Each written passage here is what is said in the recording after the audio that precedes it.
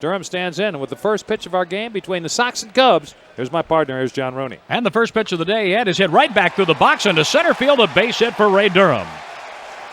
Durham for the series is 6 out of 11. 1:26 Central Time for the first pitch, and it went right back up the middle, and that's a good approach to take against Tapani. Sure is. He's always around the strike zone, Ed. If you try to pull him, John, you wind up a left-handed batter or rake it on the ground to first to Grace or tap it right back to Tapani, or even ground it to the second baseman, Morandini. Tapani has had to make adjustments, Ed. Why do you think he has been so successful in the majors? Because he can make those adjustments physically as well as mentally. He doesn't have the fastball he once had when he was signed by the Mets. He doesn't have the fastball that he had with the Twins or the Sox right now, but he can change speeds, and he has the knowledge to do that, to pitch the front side of home plate as well as the back. Here's Mike Caruso batting .288. Mike for the series, 3 for 9, 2 runs scored, an RBI, shows bunt, pulls back and takes a breaking ball inside. Another reason, John, you mentioned it, he's always around the strike zone, no matter what he's throwing. That pitch was very close, but it was called a ball. Tapani and Erickson starred for the Minnesota Twins on their World Championship team in 1991. But Tap had to make adjustments after that because both pitchers got hit hard the next year or two. Well, Tapani made adjustments. Erickson, I thought, was done when he was at Minnesota the last year before he went to Baltimore. I did too. The sinker didn't sink much anymore. The pitch is taken a little bit high, and Caruso is in front, 2 balls, no strikes. A lot of Sox fans here today. A lot yesterday day. Too. Cub cap day. I've got 4. How many do you have? 0. I'm going to give one to Wills. I'm sure he'd love one. Present.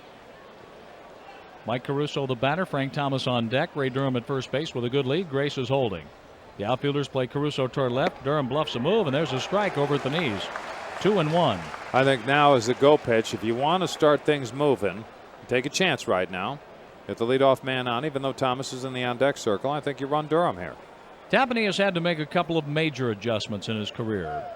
After pitching for Minnesota, made the adjustments, came to the White Sox, did a great job. From the stretch, Durham bluffs a move. Here's a pitch swung on, hit high in the air, left center field.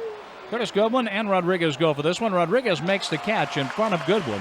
Caruso flies out, 1 down. Goodwin almost came in front of Henry Rodriguez, and then at the last second peeled off behind him.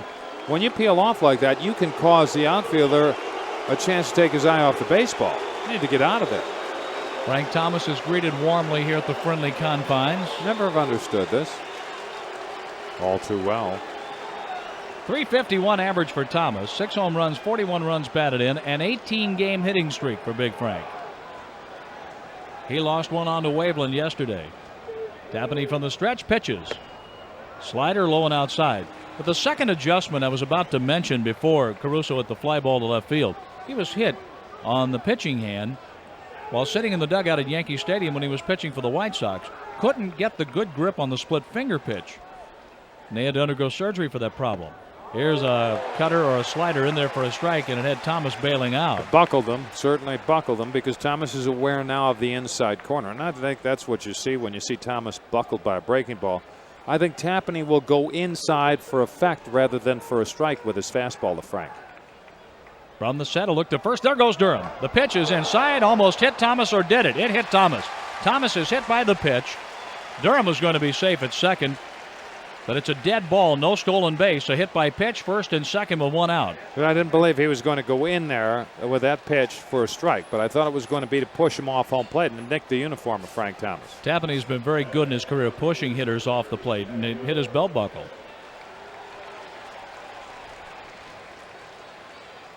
Runners at first and second for Maglio Ordonez, and boy, has Ordonez been tough. In this series, 6 out of 8, 4 runs batted in. In the month of June, he's hitting .426 with 3 homers and 13 driven in.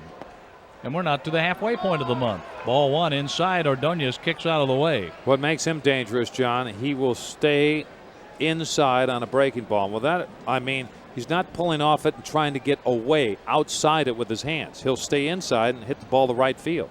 Durham leads at second base. Thomas a big lead at first. From the stretch, the pitch. Ordonez hits a ground ball to third. Gaetti steps on third, throws to first. Double play. And the White Sox, unlike the first 2 games in the series, when they scored a run on the first, they came up empty here on this Sunday. No runs, a hit by pitch, a double play. Ordonez has grounded into 9 double plays this season, and 1 left on. After a half inning, it's the White Sox 0. The Cubs are coming to bat on the north side. White Sox did not score in the first inning. That's news. They scored a run in the first inning Friday, again yesterday. Ordonez was at the plate. He has been cleaning up, being involved in the action in the first inning of both games, but hit into a double play today. Navarro just did something I haven't noticed before. He made the sign of the cross on the back of the pitcher's mound here before he got to the top.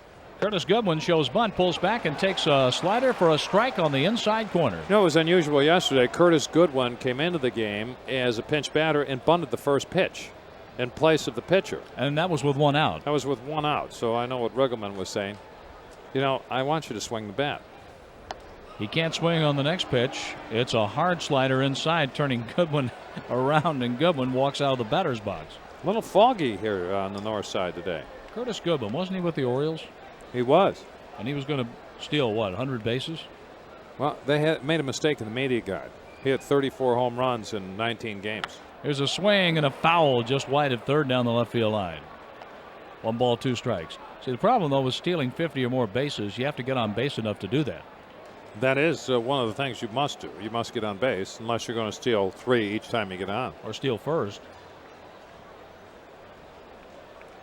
That hasn't happened yet. The pitch to Goodwin, swing and a miss. Navarro blew him away. That wasn't even fair. There's no crying in baseball, but that wasn't fair. Navarro's strikeout is his 29th compared to 25 bases on balls. What you want is for Jamie to have that stuff to Grace and Rodriguez also. Mickey Morandini is hitting .286, a homer and 15 runs batted in. Ray Durham led off the game, hitting the first pitch right back over the mound and over second base for a hit. Goodwin struck out. Here's ball 1 high and away to Morandini. Navarro's got such a good fastball right now. I think he should use it to get ahead rather than throw a breaking ball and then go to the fastball. The wind and the pitch. Morandini checks his swing, fouls it off. And it was a fastball. Jamie Navarro's major league record is 113 and 111. He is 5-4 this season. He's won 4 of his last 5 decisions. The pitch, a little bit high. Sammy Sosa is hitting third in the lineup today, Grace fourth, and Rodriguez fifth. The middle part of the lineup, very sound. Morandini's one of the table setters. Here's the pitch. Low and in. 3 balls and a strike. Navarro has allowed 9 home runs in 62 innings. Kevin Tapani, in about the same time on the mound, has given up only 3. Here's the 3-1 pitch. Hit foul out of play down the left field line. 3 balls, 2 strikes. That's the one you want him to put in play if you're a pitcher. Okay, I threw it over. Now put it in play. Navarro certainly has worked enough here to know that he has to keep the ball down. He has to sink it.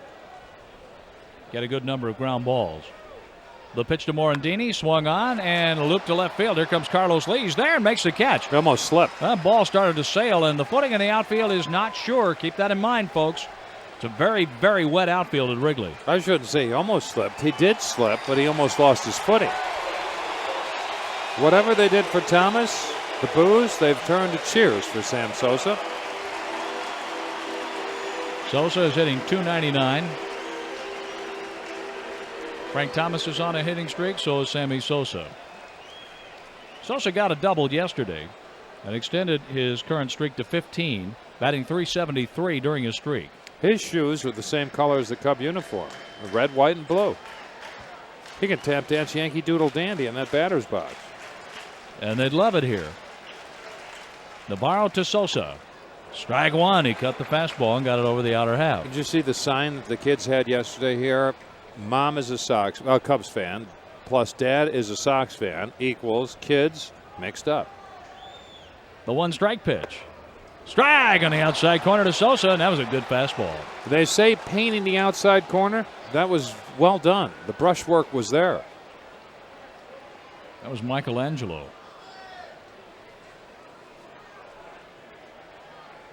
Sammy Sosa batting with nobody on base, 2 outs, no score. Bottom of the first inning at Wrigley Field. On this foggy Sunday. The overhead wind by Navarro. The pitch. Slider just off the outside part of the plate. That was close. It might have been a little high, but if that was all that was wrong with it. Sammy thought about pulling the trigger. 1 ball, 2 strikes as Navarro goes after Sosa. I think right now, John, if he bounces a split finger, he'll get him. The pitch, fastball, chopped up the first base line. Frank Thomas gets to it in foul territory. That was a defensive swing at best on the fastball. The last second, he just reached out and nicked it. Certainly the arm angle for Navarro has been a problem. Hitters have been seeing his pitches, or had been, so well. And then the emotions just took him over the edge, I thought. And you pointed that out long ago, Ed, that if he can corral those, then he'll be the pitcher the White Sox expected when they signed him 3 seasons ago. When you let little things bother you, they become bigger as the game goes on. And we saw an example of that in the Cleveland game where he was facing Cologne. The 1-2 pitch. Sosa swings and strikes out on a slider away. Navarro struck out 2 in the first inning, and after 1 at Wrigley Field, no score. Carlos Lee leads off, takes ball 1 high and outside from Tapani. No score in the second inning. The pitch to the rookie is hit off the mound over second into center, a base hit. So Lee does what Ray Durham did leading off the game. The White Sox have put the leadoff man on both innings. That was a slider, or looked like a slider, away from Carlos Lee, and just lined it right back up the middle. It was actually a split finger pitch. Well, Tapani was able to get a double play ball from Maglio Ordonez, the 55th time the White Sox have grounded into a double play this season. I bunt here. I know the pitcher's coming up, but I bunt here. By the time the pitcher comes up, you should have a run. A lead at first base for Lee. For a big guy, Lee runs pretty well. The pitch, swing, and a double play ball to Morandini. Flips to the shortstop for 1. Jose Hernandez cannot make the throw. He's calling them both out because he was out of the baseline. Carlos Play we Lee talked went about out of the yesterday. baseline, and he was not able to touch second base. Jerry Manuel is going to go out to argue, but that's a double play. Yes, it is. And I watched Lee. I don't think he could have grabbed the bag with his hand. He took a look, too. The second base umpire, Bob Davidson, took a look.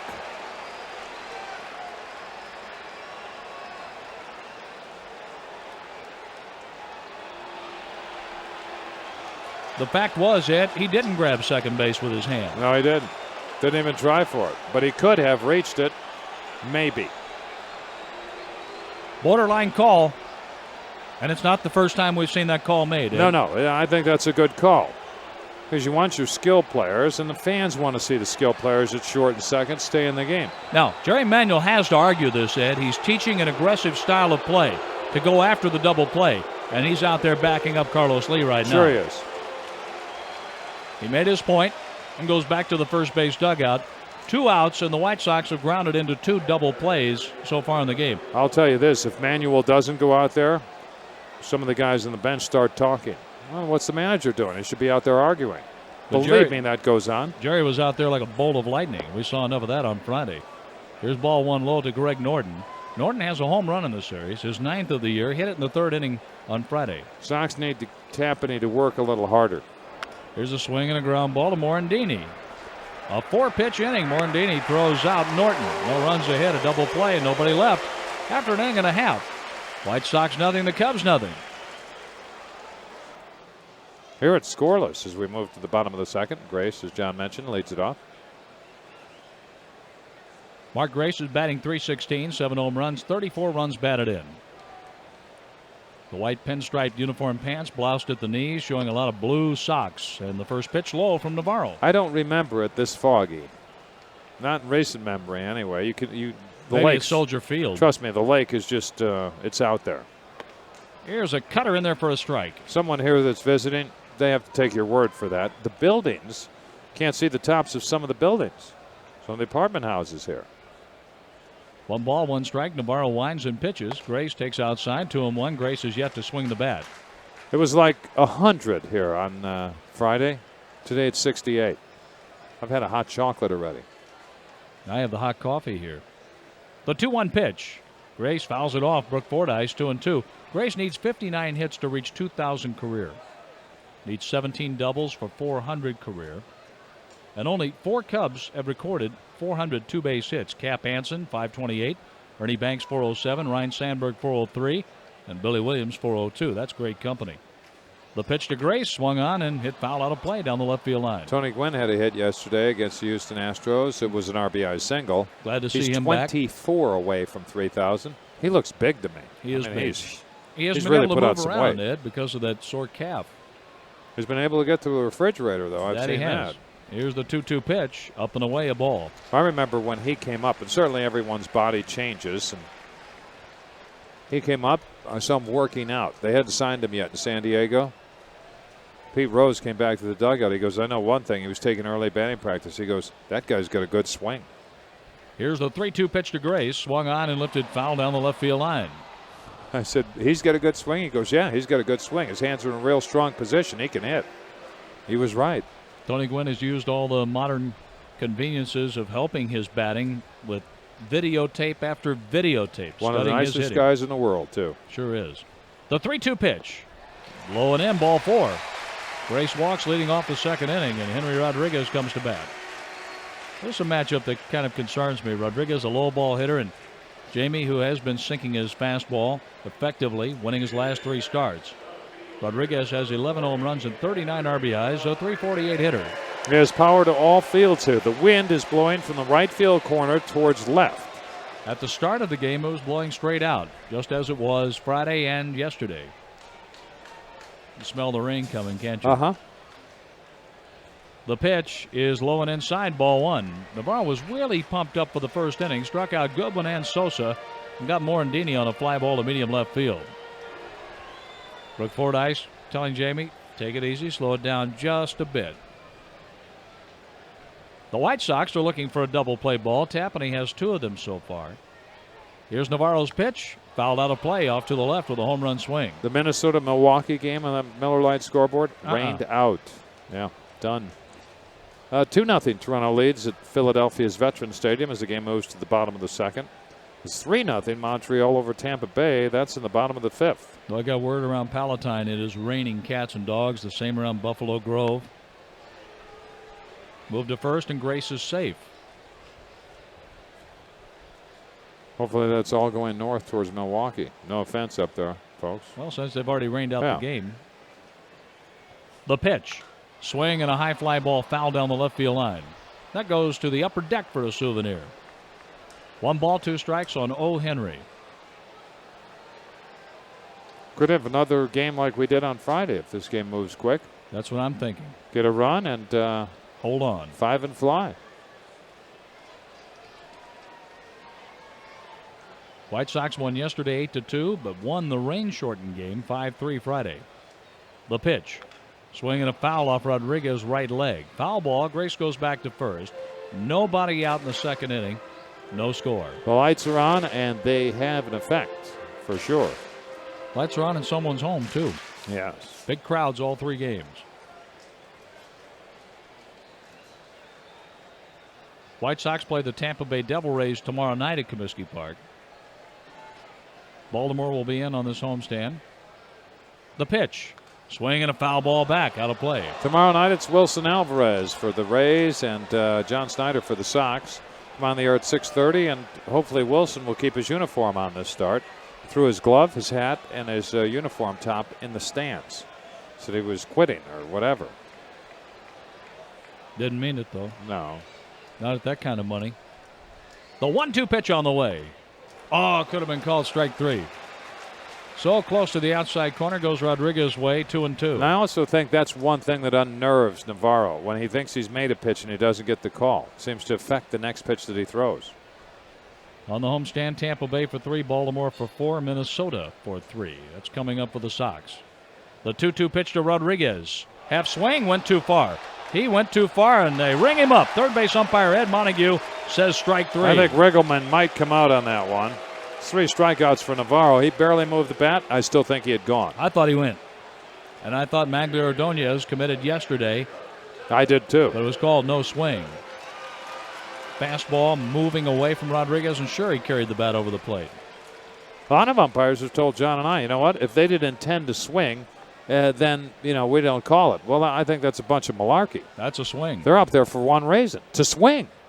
Here's a breaking ball, strike called on the outside corner to left-hand hitting catcher Tyler Houston. Or as they say in Wayne's World, swing. Yes. Houston's hitting .320. He's trying to party on with Grace on base. The pitch. Just outside. And he has some big hits for the Cubs. Former #1 pick of the Braves out of Las Vegas. They say he plays third base. He was drafted as a catcher. Rarely do you see a guy that can move like Biggio from behind home plate to play another position, or Fisk even. Here's a ball low. Joe Torre didn't do a bad job. No, did he? No, he didn't. There are exceptions. Johnny Bench didn't like it. Usually when you're a catcher, John, you have a problem running. But you have a great throwing arm and you have quick feet. Bench didn't have those same feet at third. He didn't like that third he did base behind home plate. 2-1 on Tyler Houston. He has 6 homers. Runner goes, foul ball back, and Grace returns to first. You play run and hit on 2 and 2. You can do it on 1 and 2, or 2 and 1, I should say. You can do it on 2 balls and 2 strikes also. Cubs are in their home white pinstriped uniforms, blue caps, blue socks. The White Sox in the road gray uniforms, black caps with the white SOX. No score, second inning. Infield a double play depth. Norton at third, Caruso at shortstop, Ray Durham at second, Thomas holds against Grace at first. The pitch. Swing and a miss. Houston is out on strikes. That's 4 strikeouts for Navarro. Goodwin, Sosa, Rodriguez, Houston, and here comes Gary Gaetti. The kids can play. They want to play. Also behind Navarro. Every out that he's recorded, with the exception of the flyout by Morandini, has been a strikeout.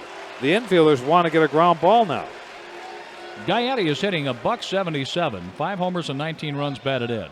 Since leaving Minnesota, there have been so many moments of truth, as you call them, Ed, for Gary Gaetti. A foul ball backing out of play with the California Angels, with Kansas City, with the Cubs. Seems like he's just 1 home run away from being gone, then he gets that home run. And with the Cardinals especially. And with the Cardinals. And oh, did he have some big hits for the Cubs last year. And he can play third base, folks. The pitch. Swing and a long one to left field. This sends Lee to the wall. It's gone. A 2-run homer for Gaetti. 2-0 Cubs in the second.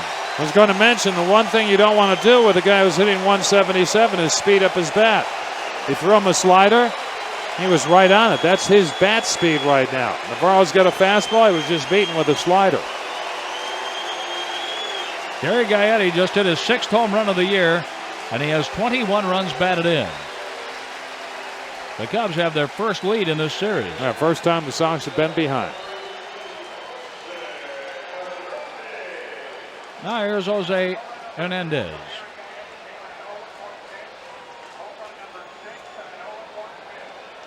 It was an 0-1 pitch. Gaetti hit a home run into the seats in left field.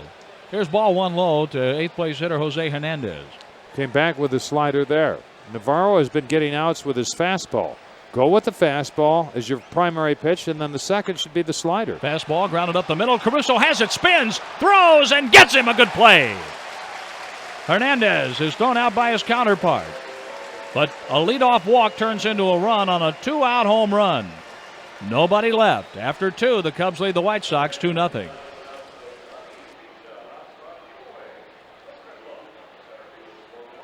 Rick Fordyce takes outside. We're playing in the 3rd. The Cubs lead 2-0 on a Gaetti home run.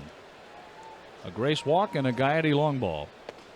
Fordyce looks at a slider low. Well, we heard about Fordyce, and I keep mentioning this because we heard he was a catch and throw guy. What we found out is he's a hit for an average guy. Is Moose here? Yeah, Moose Gowron's here. All right. A Moose is loose. That'll be our good luck chime today, okay? All right. Ball 3 outside the Fordyce with the pitcher Jamie Navarro in the on-deck circle, and then Ray Durham. And it's dark. Foggy and dark. The pitch. Ball 4 low. Tapani has put the leadoff man on. Is he just toying with the White Sox hitters? Well, I don't believe so. Two double play balls. It's his first walk. He's hit a batter, got a double play. Thomas and Durham were aboard in the first, and he got an inning-ending double play from Magglio Ordonez. Leadoff man Lee had a single to center in the second, and then Singleton didn't live up to his name. He grounded into a double play. Now here's the leadoff walk, the first walk issued by Tapani, and Navarro's job, butt him to second. Navarro has been here before for the Northsiders. See if he can get the bunt down. He squares, misses.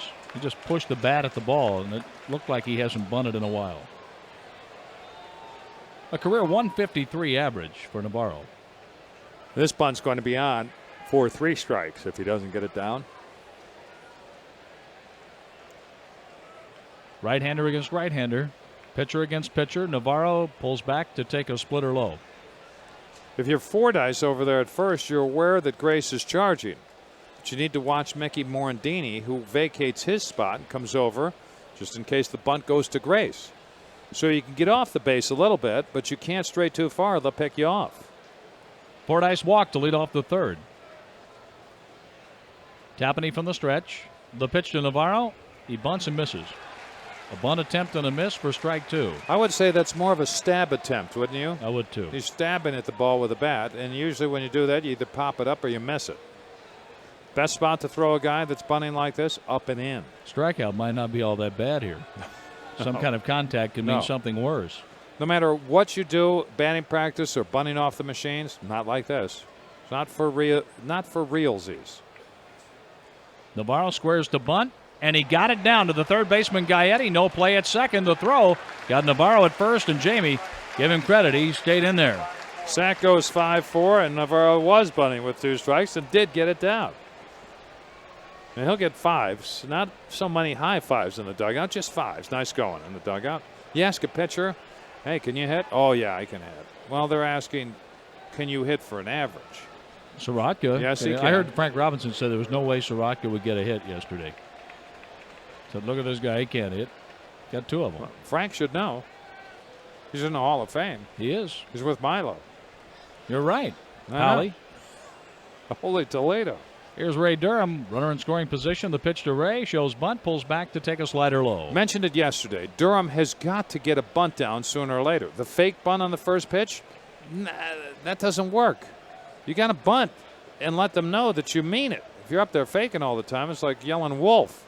Pretty soon they're going to say, you know what, the wolf's not coming. Neither's that bunt. Fordyce leads at second. Tapani with the pitch. Durham hits a fly ball left field. This hit well. Henry Rodriguez on the run. He just can't make the catch. The ball goes into the ivy, bounces back out. It's an RBI double for Durham. 2-1 Cubs. Nice hitting by Durham. He didn't try to pull it. He went the other way, and the Sox are on the board now. Check the double total for Ray Durham. That's his 14th. 14 doubles and 32 runs batted in. He's 2 for 2. The tying run is on second base for Mike Caruso. There's that sacrifice bunt. If he doesn't get Navarro, if he doesn't get the bunt down, Fordyce is at third. Tapani has a hard time staying in the game when his pitches are up, and the pitch was about 2 or 3 inches off the outside corner. Durham went with the high pitch and doubled over Henry Rodriguez. We talked about it in the pregame show, not the Inside the Park interview, but the pitching matchup. That it's the second or third time around the lineup against the Sox that have given Tapani trouble in his career. Caruso shows bunt, and he takes strike 1 from Tapani, and Tapani's upset out there. He did not like the location of the pitch to Ray Durham, and Ray made him pay for it. Great speed at second base. Jose Hernandez, the shortstop, cheats in behind the runner. The pitch to Caruso. A high fly ball right field. This sends Sammy Sosa back. He has room. Sosa makes the catch. Durham tags. The throw from Sosa all the way through and not in time. Runner at third with 2 outs. And Frank Thomas coming up with the tying run 90 feet away. Sosa still can throw from the outfield. I think over Sammy's career, it hasn't been the arm strength as it has been being accurate with that arm. I used to love to watch Sammy step out in front of the White Sox dugout before the game and long toss, because his long tosses were straight as a clothesline. Guys with the good arms, they love to show off. Oh, yeah. And rightfully so. It's something to watch. Just like watching Benito Santiago throw, or watching Ivan Rodriguez. And Sandy Alomar Jr. can still throw. Here's Thomas. Hit by a pitch the first time up, and he takes ball 1 high. It works the same way as Durham bunting as it does for Tapani pitching to Thomas. You have to get a strike in there to make him believe that you've got the inside corner. Otherwise, you pitch center away, he'll kill you. Wind is blowing out to left field. The pitch. Thomas hits it foul over to the Cub dugout. 1 ball, 1 strike. Frank is working on an 18-game hitting streak, trying to equal his career high of 19. That goes back to the 20th of July through the 9th of August, 1992.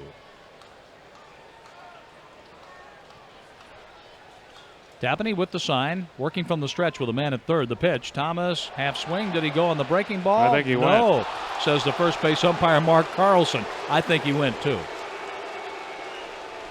The Cub fans don't like the calls the White Sox have been getting on the check swings. Looking at the replay, he carried the bat over the plate, just like Henry Rodriguez did. The 2-1, Thomas checks, strike on the inside corner. Now he's a believer. Frank Thomas is 3 for 6 with a home run, 3 runs scored, 2 RBIs, hit by a pitch in the first inning. If I'm Tapani, I double up in there to Frank right now. 2-2 with 2 outs. Tying run at third, Ray Durham.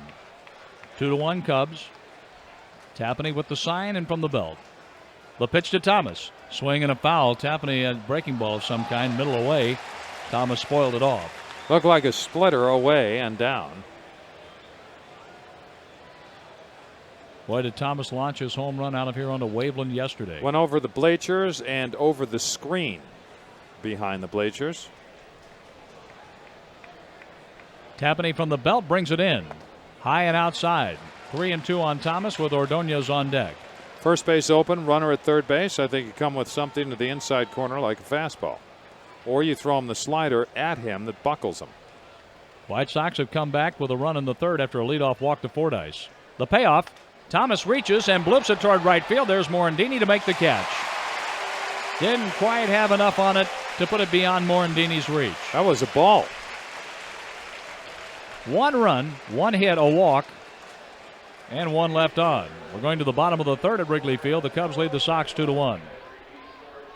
Kevin Tapani is the leadoff batter in the third inning. The pitcher, then Curtis Goodwin and Mickey Morandini. 9-1-2 facing Navarro. Navarro's pitch, Tapani takes inside. This is where you don't want to believe the guys in the dugout. Don't walk the pitcher. That's what they tell you. First thing you know, you're behind 2-0. And this pitcher, Tapani, is 1 for 21 with a double. The pitch. There's a strike. See, now he didn't believe him. Tapani has struck out 12 times, 21 at bats. Navarro's overhead windup and the pitch. Fastball, strike called. 1 ball, 2 strikes. It has turned cool on the north side of Chicago. Wind blowing off the lake. Blowing from the right field corner over to the left field corner. Tapani shows bunt and takes a slider for Figured strike if 3. Navarro did it, he could do it. That's 5 now for Jamie. Figured if Navarro could bunt an 0-2 pitch, why couldn't he? You have to stick the bat out there, though, to bunt it, don't you? That you do. If you don't, I don't know, that could be like Soupy Sales. He was a bat boy for this team in one episode. And he couldn't play. He was terrible. He was a bat boy. So they sat him down. So you can be the bat boy. That's all you can be. Bases are loaded. He goes to pick the bats up. He's standing with his back to the plate in the right-handed batter's box. Pitcher throws, ball hits the bat, goes for a grand slam. Oh. See, That's but he a had hard the bat throwing out there. pitcher. He had the bat out there. He had the bats out there. Curtis Goodwin takes strike 1 from Jamie Navarro. But even Soupy Sales had his moment in baseball. There's a pitch high and outside. How old is Soupy Sales? 90? Oh, 110 probably. Yeah. Saw him on TV. He's always been a funny guy for me. He used to make the game show circuit. Yes, he did. The pitch to Goodwin, high fastball, 2-1. Goodwin struck out swinging in the first inning. He always got hit in the pie, or in the face with a pie. Pie in the face. Yeah, always. At the end of the program. That was his trademark. And there was a little dog or lion that used to come out. He'd kiss that thing, and that puppet would, yeah. The pitch is swung on and missed. Would you say Goodwin swings a little long right now? I'd say it's about as long as the road between here and St. Louis. He's trying to hit it on one of the buildings across the street for fans that I don't think many of them have received souvenirs up there. Navarro tries to put him away for a second time. The 2-2 pitch. Tries to bunt his way on. Thomas has it. Navarro was a spectator. And Goodwin got the bat out there and bunted for a hit. That was on a 2-2 pitch. If that's his offense, you might as well can it. He's on base, though, for Mickey Morandini. It was a 2-2 pitch that he bunted. And Navarro couldn't have got there. It was a perfect bunt. You have to give him credit.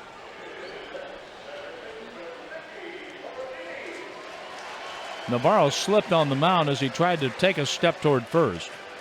But there's no way he could have made it. The only player that could have got Curtis Goodwin was Goodwin if he fell down. That's probably it. Ray Durham had no chance.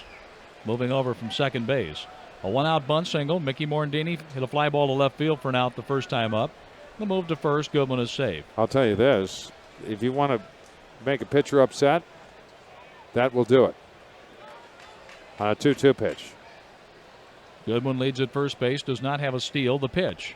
Low and in a ball. We'll see if the Cubs do some running now. They have a 2-1 lead, and they have some speed at first base. I remember Larry Boa doing that to Bob Gibson.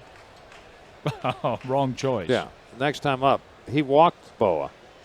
He threw 3, I thought, that went through the helmet. 64 career steals and 88 attempts for Goodwin. He doesn't go, and the pitch is sliced foul off to the left. I remember also the day that I was scouting and Dwayne Bice was pitching to. The guy who used to impersonate Don Adams. Yes, that's the guy. Spelled his name B-U-I-C-E. Yes, and they used to call him up in the bullpen on the shoe phone. No. That would be General Manager That's what Ron I remember Schuler. about Dwayne Bice, though. That would be General Manager Ron Schuler. There's a ground ball, left side of the infield. Caruso has it. Off balance throw. Out at first. Out at first is Morandini. That's as good a play as you want to see, and he's made 2 of them. Goodwin he made goes 1 to on second. Hernandez, John, and he makes 1. That was on Hernandez in the second. He gets Morandini by an eyelash at first. On to second, Goodwin with 2 outs, and Sosa coming up for a second look at Navarro today. He circled it, Ed, had his body in a good throwing position, and he had something on the throw. There's 2 ways to make this play. That's one that maybe Brian Little will talk to him about because he made the circle on a guy who can run. His body momentum was carrying him towards third base. If it's a backhand, it's a little easier play. I can't believe how much he had on the throw and how accurate it was with Caruso fading away toward third base. Umbrellas come out. It's raining now, the north side of Chicago. Sosa bats, bottom of the third inning. Runner at second, 2 outs. The pitch, foul ball, back to the screen. We have a chance to play in sprinkles all day long. Sure do. But I hear there's some heavy stuff coming. Is that what you hear, Bob Boxer? Bob Boxer nods his head. In fact, he almost fell out of the booth nodding his head yes. We're going to make Boxer a meteorologist. You have that power? Oh, we'll send him to school. Yeah, we can do that. Yeah. He's well on his way, as many weather maps as he's read. The pitch, inside, almost hit Sosa. 1 ball, 1 strike. You know, we keep saying the Cubs have the breaks with the weather, but they've had a couple of rain-shortened games that have been losses. Yes, they have. And they've had some rainouts here on the north side. Sosa is hitting .352 with runners in scoring position. Strikeout victim in the first inning with nobody on. Navarro's pitch. Sosa throws a slider, or takes a slider outside from Navarro. 2 balls and a strike. Sammy is connected for 21 home runs, driving in 51. What has happened right now with the slider from Navarro, he made a mistake to Gaetti, and now he's trying to throw it so he makes a perfect pitch with a slider to Sosa, and he's missing. This is dangerous. He's the National League leader with 21 home runs, 1 better than Bagwell. The pitch, inside, ball 3, 3-1. That was a slider that went the other way. The major league leaders for home runs, Ken Griffey Jr. and Jose Canseco have 23. Was mentioning Dwayne Bice. Yes. He did something to Dave Winfield, and Winfield got upset and called him a pipsqueak. The 3-1 pitch. Broken back, ground ball to Durham at second base. Ray stays down on it, throws out Sosa, who just jogged to first base. The barrel of the bat is picked up by third baseman Greg Norton. No runs on a bunt single by Goodwin. He is stranded at second. That's the first runner stranded today by the Cubs. We move to the 4th inning at Wrigley Field with the Cubs leading the Sox 2-1. We'll go to the 4th, 2-1 Cubs, and here's Ed. All right, thanks, John. Ordonez leads it off. First pitch from Tapani's high for ball 1. He got Ordonez, did Tapani in the first with runners aboard, 2 on. Got the 5-3 double play. Overhead wide, 1-0 pitch. There's a strike. He has both pockets out now in the right-handed batter's box. It's a different look. It's a Johnny Mathis kind of day. Misty. Okay. 1-1 pitch to Mags.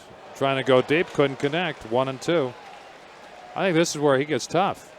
He'll get him out a lot of times, but he'll also get his hits. When you think you've got him, he'll line it to right field or right center even. The outfield is playing towards the middle of the outfield. The 1-2 pitch, swinging a drive, left center field. On the move is Hernandez. It's going to fall for a hit. As you were saying. So the Sox have put the leadoff man aboard in all 4 innings. What he does, Ed, he shortens his swing. He takes that big swing for strike 2. If he connects, hits his home run, that's what he wants. Yes. If he doesn't get it, then he shortens the swing, makes contact, and he's strong enough with an inside pitch. Tapani had pretty good location on the pitch, but here's Maglio strong enough to lift it over the infield for a base hit. If you watch his weight shift and where his head and hands are with the baseball, you won't say, how can he do that? Because once you see it, you'll see perfectly the weight transfer, where his hands are and where his head is. Here's Carlos Lee, 1 for 1. First pitch over the outside half for strike 1. Lee's batting average is over 301. Started the day at 301. He has a hit. He's got 3 homers and 22 runs batted in, and this is a spot you might say, you know, he leaves that split finger pitch up. Lee can hit a home run. Snap throw to first, back safely on the dive is Maglio Ordonez. Maglio's not a speed burner, but I do like the way he runs the bases. Very aggressive. I mentioned that the outfield plays towards the center of the diamond. They play off and left and right off the lines by a bunch with Henry and left. There's a swing and a line drive foul. Henry Rodriguez plays off the line and left. Sosa plays off the line and right. Anything in the corner. 85 feet off the line. Oh, absolutely. Anything in the corner, John, is at least a double. They'll concede that. They want to stop the ball from getting to the wall in left center and right center. But I've never seen an outfield play like this other than in this ballpark. A little bit in Cleveland, but both right left fielders are never that far off the line at the same time. Not like this. Left fielder usually plays way off that line because of the angle in the wall of Jacobs Field. I should say I've never seen it on regular turf because we've seen it in Kansas City. When they had AstroTurf. And Philadelphia, St. Louis, Cincinnati, Pittsburgh, you almost have to, especially after rain. No question. Rain, you're taking your life in your hands out there. A look at first, the pitch to Lee. Low. 2 balls, 2 strikes. The ball skips off the artificial turf like a rock on a pond. It actually gets velocity. Gathers velocity as it comes off there because it skips on you. And the spin that's been on the baseball, it's off. Comes at you with velocity and as a knuckleball. 2 balls, 2 strikes, or I should say 1 and 2 on Lee. Here's a swing and a miss. He's out on strikes. Tapani has his first strikeout and falls to Chris Singleton. That looked like a split finger pitch. The velocity fooled him, and so did the break. What late movement. Singleton 0 for 1, part of a double play with Lee aboard in the second. Carlos Lee tried to take Morandini, the second baseman, out. He did. Bunatep missed for strike 1. But he slid out of the baseline too far. And the second base umpire, Bob Davidson, said he could not grab the bag with his hand or he couldn't reach it with his foot, so he called both players out. Very, very borderline call. Yes, it was. By the way, it is 2-1 Cubs here in the 4th inning. Well, we've seen that call made before. And we've seen managers get upset with it. Runner goes. Here's a swing and a high fly ball deep right field. The wind's got this, and it's going to keep it in the park. Sosa ran all the way back to the track. Then he came running in about 20 feet, made the catch. Singleton put a charge in it, couldn't leave the ballpark. 2 outs for Greg Norton. The wind will taketh and it will giveth here, too. I would be very surprised if we see a home run to right field today. I will, too. It's going to have to be a liner. It helped Gaetti's ball. But left-handed pull hitter like Singleton just knocked it down. In April and in late September, when you have the north winds blowing here in Chicago, you cannot get a ball out of here. Remember Ken Holtzman pitching against the Braves. I believe it was the Braves. Pitching a no-hitter, and Hank Aaron hit a ball that was out on Waveland, and the wind brought it back in the ballpark. I'm going to check that as Caruso, or I should say as Norton takes a pitch high for ball 1. I'm going to check and see if he did indeed. I'm pretty sure. Norty likes to hit the ball the other way. Has an opposite field home run in this series. 1-0 pitch in the dirt, gets through the legs of Houston, moving up 90 feet as Ordonez. The tying run is at second base on a wild pitch. Now base hit. Well, not this game. It'd be a good idea to get one. The weather is just terrible in the area.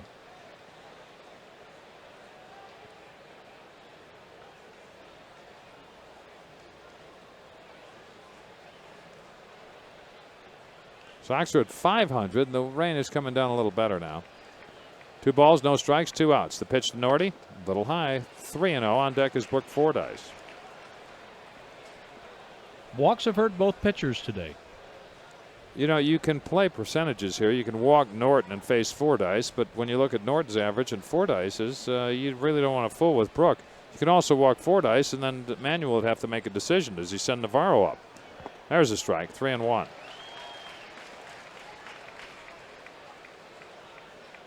Mentioned Carlos Lee. He had a home run in his first at bat in a Sox uniform. The Cubs, homers in first major league at bats. Phil Gillespie did it against the Giants in 42. 57, Frank Hernanga, he did it. Look at second at Ordonez, 3-1 pitch. Fouled off Houston, might have caught his arm, 3-2. Kuno Barragan did it. That's C-U-N-O, Kuno. Don't see that name much. Jim Bollinger did it, Cub pitcher. Yeah. Carmelo Martinez also did it. Remember him? He came up in the early 80s and also played for San Diego. Carmelo Martinez, Joe Carter played in the same outfield with Iowa. And here with the Cubs initially. 3-2 pitch, swing, line drive, base hit center field. Goodwin comes up to get it on a hop. Ordonez comes home. Sox and Cubs tied at 2 on an RBI single by Norton. That's a clutch hit.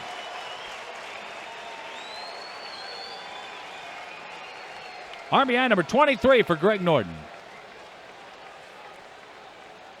Still looking for that no-hitter. I'll find it for you. You take care of Fordyce. Get another hit. It's on page 312 or 314. I think you'll start finding the 315 it is. Thank you. Cub no-hitter information. Ken Holtzman, August 18th or 19th against the Braves here at Wrigley Field. 1969. Boy, he was a good pitcher. Helped the A's in the World Series. Great guy. Oh, yeah, he did. Didn't get along for a while there with Charlie Finley. Well, who did? No, that's true. Norton at first with Fordyce. The pitch. Inside high for ball 1. Do you run Norton here with the pitcher in the on-deck circle? Sure can. That way Fordyce comes up as a leadoff batter and not the pitcher. Even though I'd like to see Brooke get a base hit here and then have Navarro bat this inning. 4th inning, 2-all. Norton leads from first. The 1-0 pitch over his head. Houston had to jump out of the crouch to get it. That was headed for the backstop. Tapani wants another baseball, and that was probably wet. Wouldn't affect Gaylord Perry. No. But if Tapani's trying to throw the splitter with all that rain out instead of the spitter, yeah. The rain is falling here. The fog is also making an appearance to the roofs and buildings beyond this ballpark. We're on the north side of Chicago this afternoon. The Sox wind up interleague play for the first round anyway. 2-0 pitch. 3-0 before the next one. ID time. We're back at 10 on ESPN Radio and the Sox Baseball Network.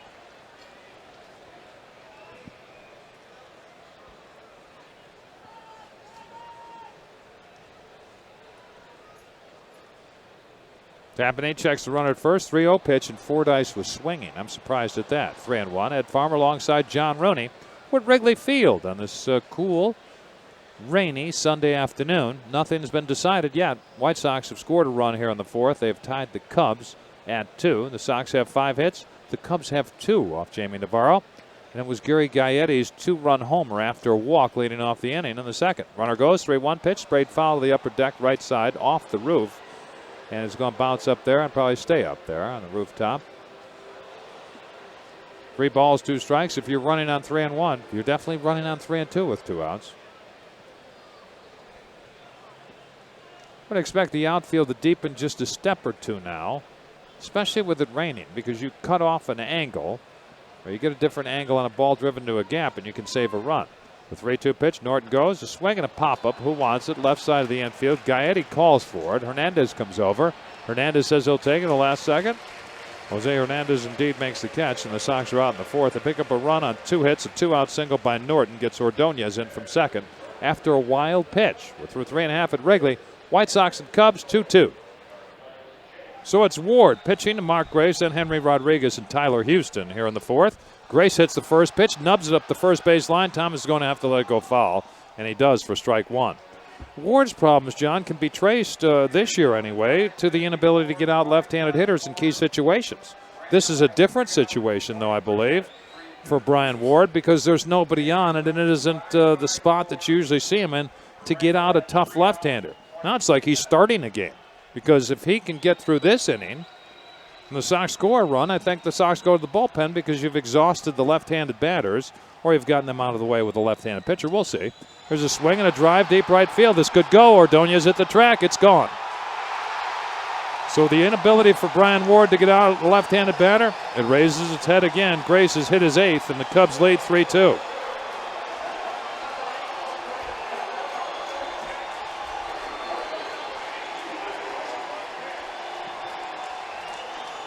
Brian Ward has just surrendered his 7th home run, and I'm going to take a guess here and say 6 of them are to left-handed batters.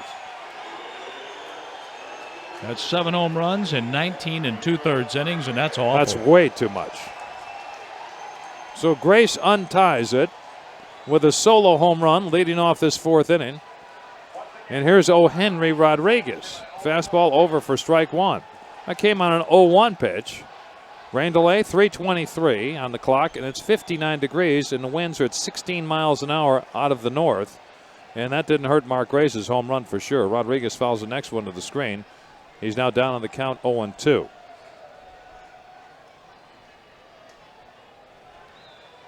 Mark Grace's 8th homer of this season, and it came at the spot that the Cubs needed it to get in front of the Sox here in the 4th. 0-2 pitch. Outside corner, no call, 1-2. I don't know why the umpires waited so long, 3 hours and 23 minutes, not to call this game. I got to be honest with you. This game should have been called 2 hours ago. 1-2 pitch, low with the breaking ball, and outside 2 balls, 2 strikes. Finding a time to make it up, though, that was a problem. You make it up at the end of the season. That's what the rules say in interleague play. You make it up if it means something in the standings. 2 balls, 2 strikes. No outs, a run in for the Cubs in the 2-2 pitch. A little high. They appeal it to third to see if he swung at it. And the third base umpire said, Ed Montague said he didn't go around. Montague was clean shaven at the start of this game. He needs to shave again. So Ward was ahead 0-2, and now he's gone full with Henry Rodriguez. He's working from the windup in the bullpen. Now he's working from the stretch with nobody on. Pitch right down the middle, called the ball. Fordyce turns to the home plate umpire and says, where was it? That's a good question. Where was it? Mike Winters told him to throw the ball back to the pitcher. That's awful. I'm going to say it right now. For either team, you miss a pitch like this, this is terrible. It's right down the middle. Well, Fordyce was right in turning around and showing up the umpire. Yes, he was. And Winters has a bit of a temper. I know. He shouldn't have a temper. He should have some kind of ego as far as to say, I'm going to umpire and umpire right. I don't care how long the rain delay is. I say temper. I should say attitude is more like it. There's a pitch outside, and I'd say Ward's on shaky ground right now. Very. A walk, a home run. I should say a home run and a walk, and now he falls behind Tyler Houston 1-0. Houston's 0-1. Struck out by Navarro in the second. 1-0 pitch, same spot, 2-0. He's not going to call a strike. He's not. That's awful. But he missed 2 pitches to Henry Rodriguez. Estimated distance on the home run by Mark Grace, 368.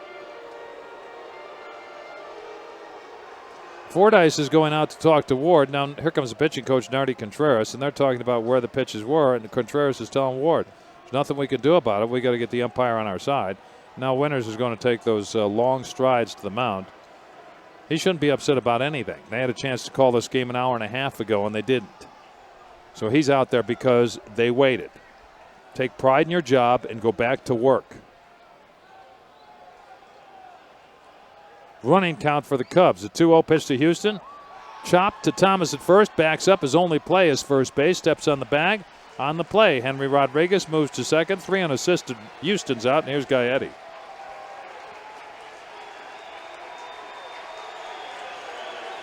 Gaetti 1 for 1. 6th home run. A 2-run job off Navarro in the second. He's batting 183.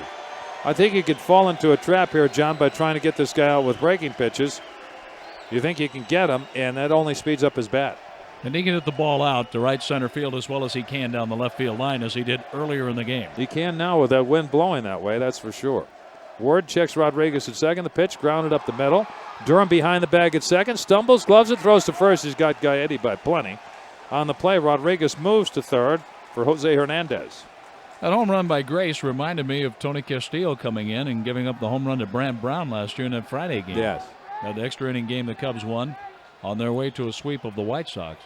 This situation is a little different than usual because they haven't announced yet that Tapani's out of the game. They don't have to put Mulholland in there until they use a pinch batter who waits in the on-deck circle. So if you think about walking Hernandez, then you'll have to face a pinch batter. I'll go over the crew that they have. That one's low for ball one. They've got Lance Johnson, who's injured, Jeff Blauser, Glenn Allen Hill, Santiago, Sandy Martinez, Manny Alexander. Everyone right-handed except for the left-handed hitting Lance Johnson. Ward from the stretch, a look at third. The pitch. Outside, 2-0. If they swing, it's a strike. If they don't, it's a walk-a-thon. A home run and a walk. That's what it is in this inning for the Cubs. Grace has hit his eighth. The walk issued to Henry Rodriguez. He's at third. 2-0 pitch. Swing, drive. Deep center field. Not deep enough. Singleton's running in now as the wind's got it. Makes the catch. Oh, that ball was hit better than that. The wind got it, knocked it down. Hernandez flies to center, and the Cubs are gone in the fourth. They pick up a run on one hit. Home run by Grace. A walk to Rodriguez. They strand a runner. They've left two, and we're heading to the fifth here at Wrigley Field. Cubs 3, Sox 2. Terry Mulholland is the new pitcher. He's 3-2 with a 3.71 ERA. On for his 18th game. He has started 8, 69 hits in 63 innings. The opponents have hit .280 against him. And guess who leads off for the Sox? Brian Ward. Heater, strike one. And while Tapani was in there, John, he threw 56 pitches also. So did Navarro. 35 for Jamie were strikes, 32 for Tapani. Oh, one pitch, a little low. Mulholland is like a swing guy for the Cubs. You can use him in relief. You can use him as a starter. In fact, they wanted to use him as a short man there for a while, as Beck was struggling. 1-1 pitch, 2-1. What's Houston wearing? He's got those little leg guards on the back, those little pads on the back of his calf made famous by Sandy Alomar Jr. They keep you from locking your knees. Yeah, as you're catching. That one's up and in. 3-1 to the pitcher. He wouldn't walk him here, would he? That's what they told him in the dugout. Don't walk the pitcher. 3 balls and a strike. Overhead wind for Mulholland. The pitch. Ball 4. White Sox have had the leadoff man on every inning. So Ward will take the walk. And here's Ray Durham. A double, RBI, and a single. That's his afternoon so far. But a homer. He's going to have to kill it to get it out in left field. Wouldn't you have a jacket on Ward right now? I got a jacket on myself right now. Yeah, I'd put a jacket on, and maybe Brian should think about wearing some long sleeves out there because the temperature has dropped dramatically. Look at first, the pitch to Sugar Ray. Inside for ball 1. There's no strike zone because that had the inside corner. That had the inside corner. Sure did. Whatever Brian Winter's strike zone was before this inning, before we resume play, it's gone now. A 3-hour and 23-minute rain delay. 3:23. So evidently he went in and had, he didn't like the zone that he had earlier, that's for sure. First baseman Mark Grace plays behind Ward. Here's a swing and a liner to left for a base hit. Brian Ward will stop at second. Durham's 3 for 3. There's Mike Caruso. Wasn't much on that pitch, partner. No, not much at all. And how about the series Durham is having? Nice series. That's 6 hits in 12 at-bats. And he scored a couple of runs with 2 runs batted in. He likes Wrigley Field. Evidently. Yeah. There's Caruso. He's 0 for 2. 285 for Mike Caruso. No homers and 14 runs batted in, and he can go deep in this ballpark.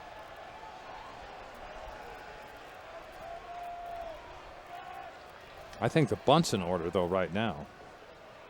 And he squares around the bunt, and it's a beauty down the third baseline. Gaetti picks it up. He hesitated. Will it cost him? Out at first base, and I'll tell you this, Morandini was off the bag at first. He was off the bag at first. Sacrifice goes 5-4. Nice job by Caruso. And the runners move up 90 feet. Ward's at third, and Durham is at second. Ward represents the tying run here in the fifth as the Cubs lead 3-2. And Durham represents the go-ahead run, and Morandini was off the bag. Here's Thomas. Did they walk him? They can. And the cleanup batter, Maglio Ordonez, He's been cleaning up. That he has in this series. Mulholland looks at second with a runner at third. I don't know why. That one's in too close to Thomas for ball one. That fastball is not going to make Thomas flinch. You'll make Thomas flinch from a right-handed pitcher's perspective. From his arm angle, you'll make him flinch. Left-handers throwing in there? Oh, no. Not going to happen. 1-0 pitch to Frank. Grounded foul. Third base side rolls down to the Cub bullpen, and the count levels at a ball and a strike. Well, your station ID. Let's pause 10 seconds. We're back at 10 on ESPN Radio and the Sox Baseball Network.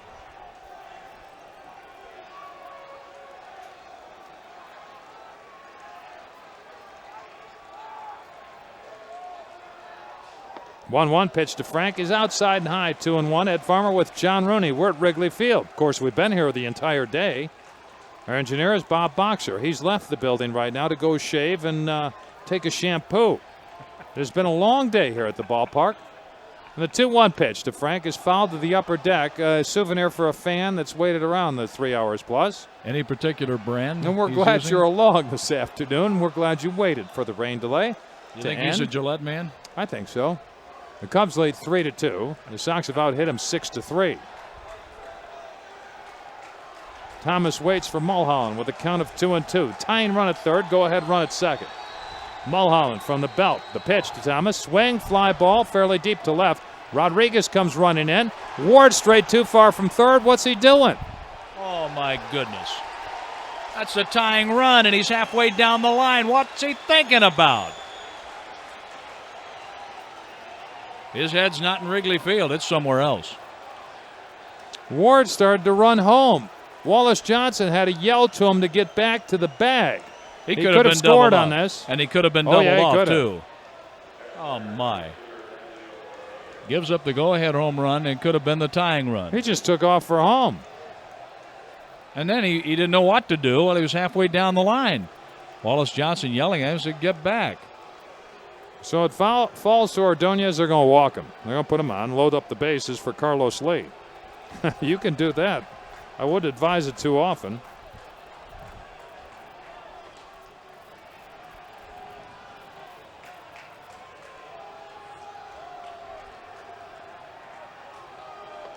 There's ball four. So Ordonez takes the walk. That loads him up for Lee. We've seen what he can do with the bases loaded. He does have one career grand slam. Think about it. The White Sox play teams that are contending ball clubs. They have to play not flawless baseball, but pretty darn close to it to have a chance to win. Yesterday, the pitching was so good by Mike Soroka. And the White Sox offense took advantage of some openings early and built an 8-0 lead. It stood up for an 8-2 victory. But Brian Ward, coming out of the bullpen, has given up yet another home run to a left-handed batter. And there should have been tagging, and I think he could have scored. Yes. I agree with that. Here's Lee. Mulholland, incidentally, 3-2. 18th game. He started 8 of them. He's an earned run average of 3.71. He looks at second at Durham with Ward at third. Not a bad idea now. There's a fastball too close to Lee for ball one. I wouldn't be worried about Brian Ward at third base right now either.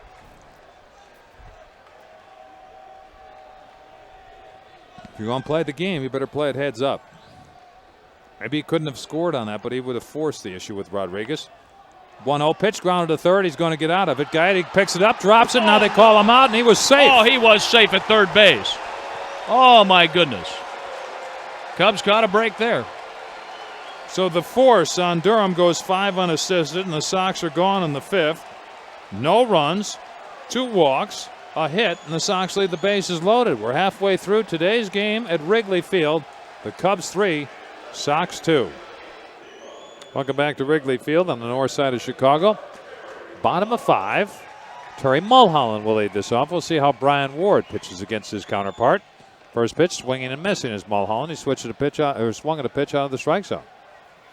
The Sox had two things go wrong in the top half of this inning. I'll get to him after the 0-1 pitch to Terry. Low and outside, 1 ball, 1 strike.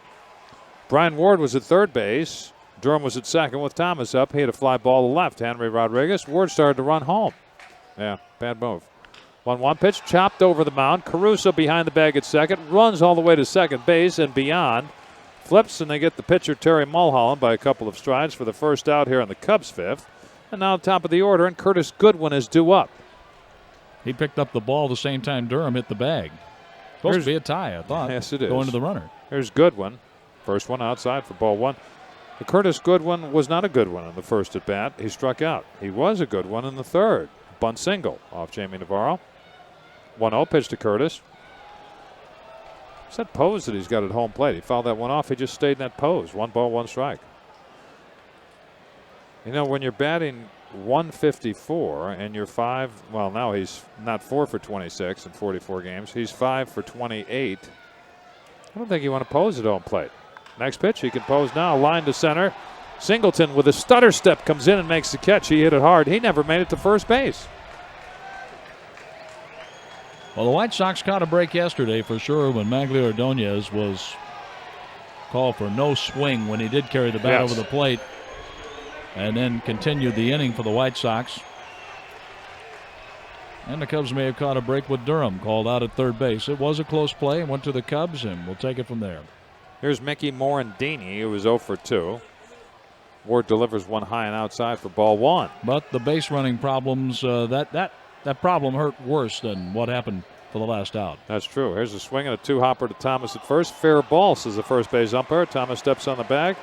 The Cubs go 3 up and 3 down here in the 5th. That's 6 in a row retired by Ward. We head to the 6th inning here at Wrigley. Cubs 3, Sox 2.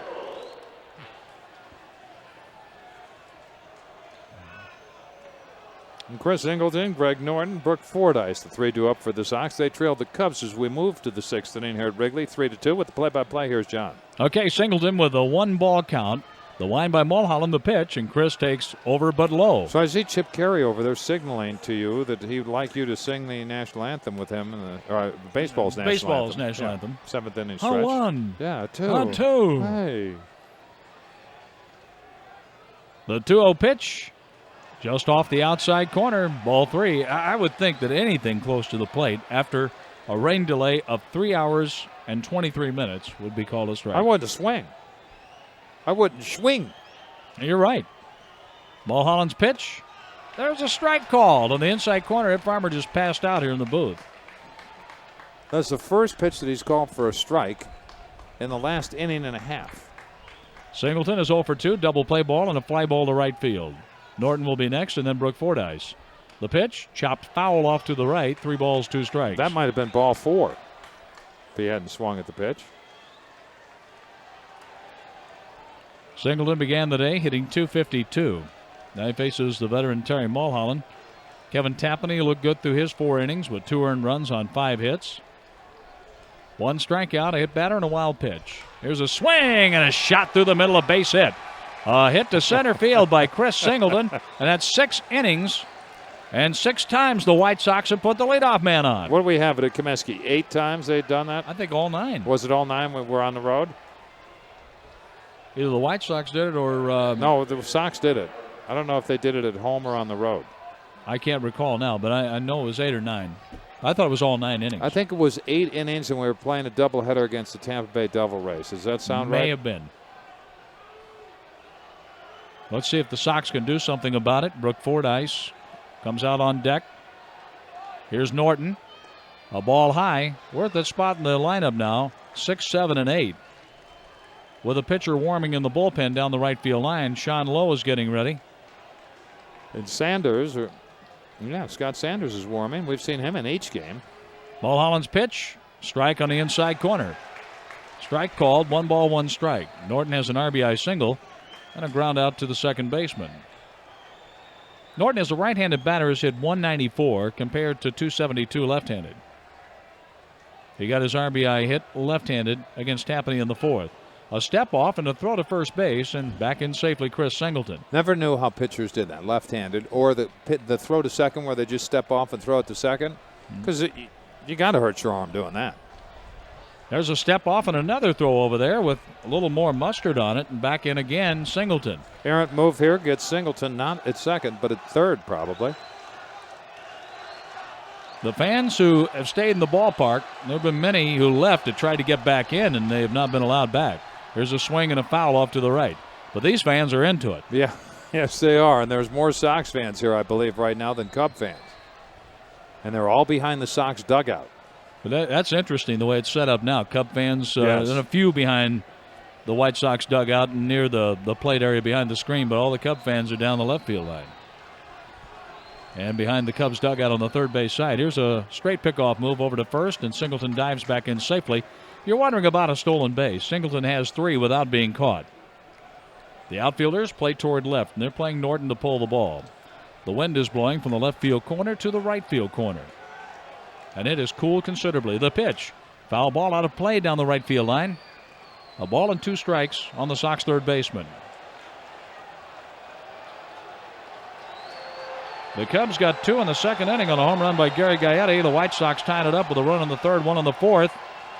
After the 2-hour and 23-minute rain, or 3-hour and 23-minute rain delay, Mark Grace untied the game with a home run. And a throw to first, the pickoff got him. How can that happen, Ed? It shouldn't happen. Seeing that many moves over there by Mulholland. With a count of 1-2 on Norton. Now it's the White Sox who are playing sloppy baseball. Here's the wind by Mulholland, the pitch to Norton. Swing and a ground ball to third. Gaetti is up with it. His throw, perfect, 2 outs. White Sox shot themselves in the foot with a double play ball after having first and second, 1 out in the first inning. Leadoff hit by Carlos Lee in the second, and then Lee was called out of the baseline and going after Mickey Morandini, or after going after Jose Hernandez on a ground ball that Morandini fielded. They went 4-6-3 on a double play. And here's a ball to Brooke Fordyce. It's a nice matchup here. I wouldn't be surprised if Fordyce hit a home run. Would not surprise me. The wind by Mulholland, the pitch. Fordyce takes high and away. That's if he throws him a strike. I don't think he will. Paul Konerko has come out of the Sox dugout. He swings a bat in the on-deck circle as Lowe warms down the right field line. Here's Mulholland's pitch. Looked to be low and away, called a strike. When you're in the dugout like this and you are the pitcher, you say, okay, I'm going out there next inning. Because if he makes an out right now, this inning's over, and Ward will have to go back out there unless Manuel wants a double switch. Here's a smash off Grace's glove. He scrambles, picks up the ball, throws. Safe is Brooke Fordyce. He almost called him out. Mark Carlson almost called him out, and he beat that by a step. He was there by a step. That should be an error on Grace. It is, E3. He's just not moving good over there, John. We've seen him move much better. He didn't get much leather on this. Fordyce was across the bag, and you're right, Carlson was ready to ring him up. Bad enough to have to play the 9 on the field. He almost called him out. I couldn't believe it. And I could tell he was indecisive with the way he just put the gesture up with the hands that he was safe. Fordyce represents the tying run. 3-2 in favor of the Cubs. And the pitch. In the dirt. Rolls through Houston's legs. Fordyce goes to second on a wild pitch.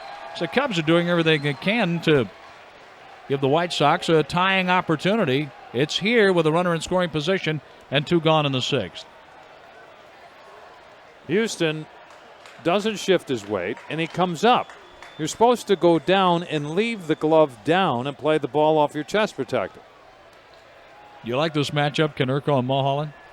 I do if Mulholland tries to throw a heater on the inside corner, because I think he'll line it to right or hit a home run. Mulholland from the belt to look to second, the pitch. A little bit low, 2 balls, no strikes on Paul. Konerko certainly improved his chances at the plate by moving up on the plate. Moved up with his right foot and then his left, rather than just moving up with his left foot. He's hitting .261, 6 homers and 18 RBIs. This park is going to play big to left field and small towards right. Even though it's 353 down the right field line, 355 down the left, 368 in the gaps and 400 to center, the wind is blowing out of the north, and that means it's blowing towards right field. Konerko is 2 for 4 as a pinch hitter with a run batted in. The pitch. High ball 3. Ray Durham, keep in mind, is 3 for 3. He's the on-deck batter. The White Sox are batting with 2 outs in their half of the 6th inning. And how big is Singleton getting picked off right now? It's huge. Because the ball that Fordyce hit would have gone through the right side. Grace holding the runner, I believe. The pitch. Konerko takes a strike. Wasn't much on that one. Get me over strike 1. 3-1 with 2 outs.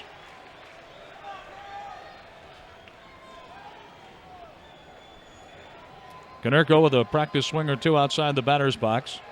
He digs in. Right-handed batter, left-handed pitcher. Fordyce leads away from second. Mulholland's pitch. Swing and a ground ball to short. Jose Hernandez looked to second base. Throws high. Grace comes off the bag and tags out Konerko. Jeez. Jose Hernandez looked for a play at second. He could have thrown it there. 6-3 on the out. No runs, 1 hit, an error, and 1 left on as Chris Singleton was picked off by Mulholland after Singleton had seen several step-off moves. That's the way it goes. The Cubs have a lead over the White Sox of 3-2 after 5.5. White Sox call on Sean Lowe out of the bullpen for the 21st time. He's 2-0, 2.83 earned run average, 35 innings, 29 hits, 11 runs earned. 3 of them have left the ballpark, 13 walks, 20 strikeouts. They'll face Sam Sosa leading off this 6th inning as the Cubs lead 3-2, John. Our long day's journey in tonight takes us to the 6th inning with Sammy Sosa working on a 15-game hitting streak. 0 for 2 with a strikeout and a groundout while batting against Jamie Navarro. Now he goes up against another right-handed pitcher, Sean Lowe, former Cardinal, throws strike 1. The pitchers of record are Brian Ward on the downside and Terry Mulholland on the upside.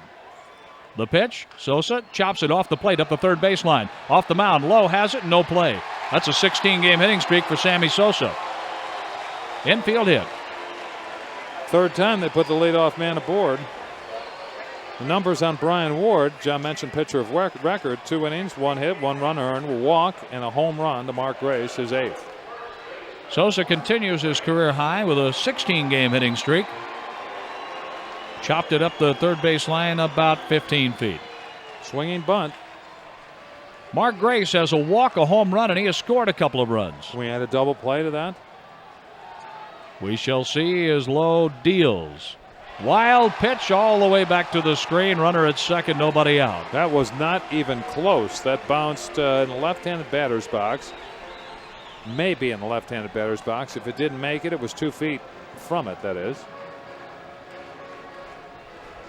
Fordyce never had a chance. Fordyce goes out to talk with Lowe while Sosa's infield hit looks like a double now. A single, a wild pitch. So the Cubs are looking to add to a 1-run lead.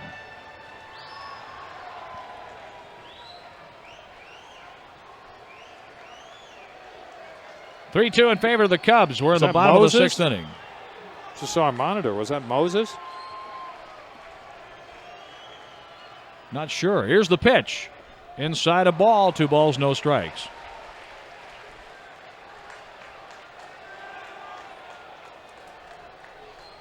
Jamie Navarro started, left after the rain delay in favor of Brian Ward, and now Sean Lowe on in the 6th. The pitch. Swing and a little looper toward the shortstop. Caruso is under it. Makes the catch. That was a nice pitch. Especially on 2-0. Sean Lowe is pitching in this series for the first time. And here's Henry Rodriguez. Rodriguez has a strikeout and a walk. He was stranded at third base in the 4th inning. Brian Ward walked him after the home run hit by Mark Grace. Rodriguez has driven in 39 runs for the Cubs. Formerly with the Dodgers in Montreal. The pitch to Rodriguez is taken low, ball. Tyler Houston swings the bat in the on-deck circle.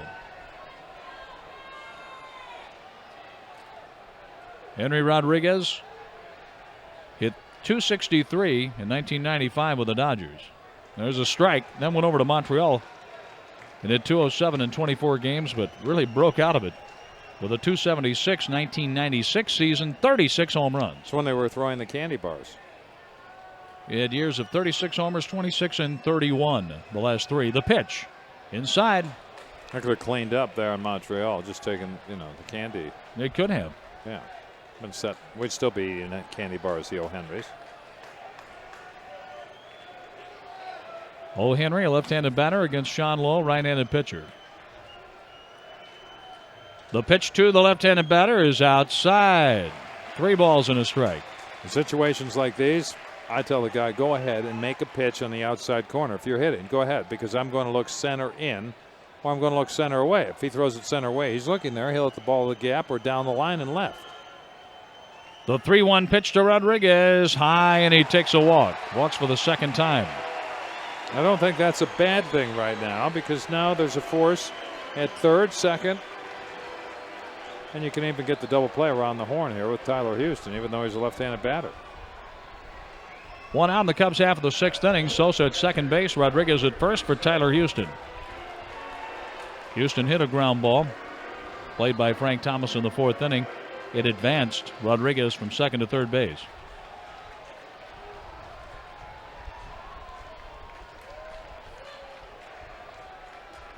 Now look to second, the pitch. Swing, and the ball is nubbed off the end of the bat. It's a fair ball, veering foul, picked up in foul territory about 10 feet away from the third base bag by Norty. That's a sinking fastball. They're getting big swings on it.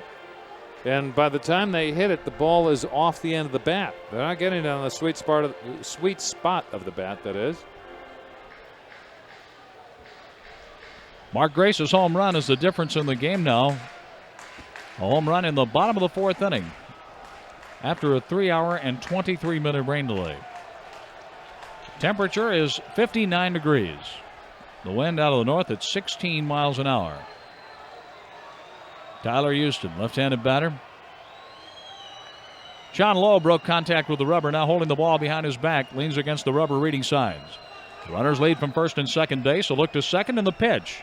Swing and a miss, tied him up and in. This series has seen everything. We've had summer and we've had winter. So this feels cold to me after 95 plus on Friday. Heat index Friday in this booth had to be over 100, well over 100. No breeze whatsoever. Then the rains came. The White Sox won a rain-shortened ball game on Friday, 5-3. With 2 on, 1 out, the pitch. Houston takes a little bit high, I guess. They have flags all the way around this ballpark on the rooftop, and a lot of first names up there and some last names. Rhino's up there for Ryan Sandberg. And then I've got Ron Santo. That's easy. Sammy. PK. The 1-2 pitch. Check swing, ball up and in. 2-2. What's the KW for? Have you figured that one out yet? Is that one of the Wrigley family also?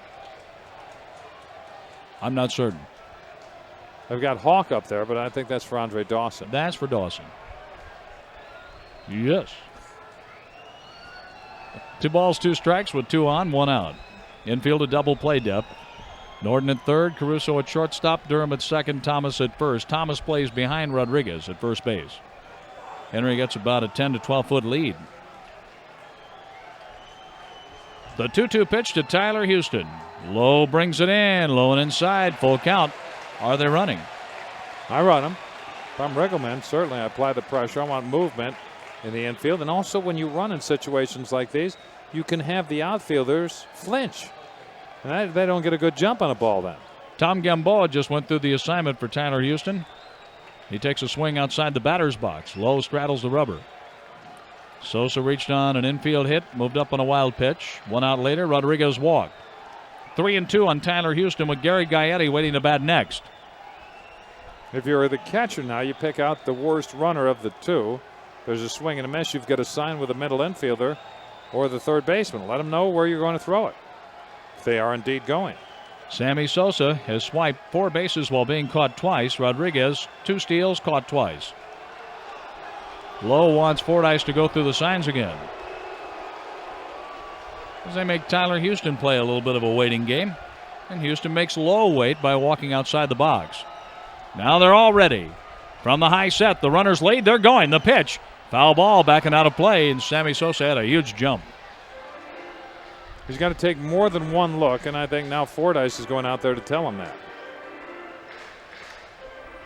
Now Caruso and Durham are talking while Sammy Sosa jogs back to the second base bag. Henry Rodriguez resets at first. Fordyce back to the plate. Low off with the cap. Now Sean holds the ball behind his back. The glove on his left knee, reading signs. Caruso steps in behind Sammy Sosa at second base. Excuse me. The runners go. The pitch. Low and outside. Ball four. The bases are loaded.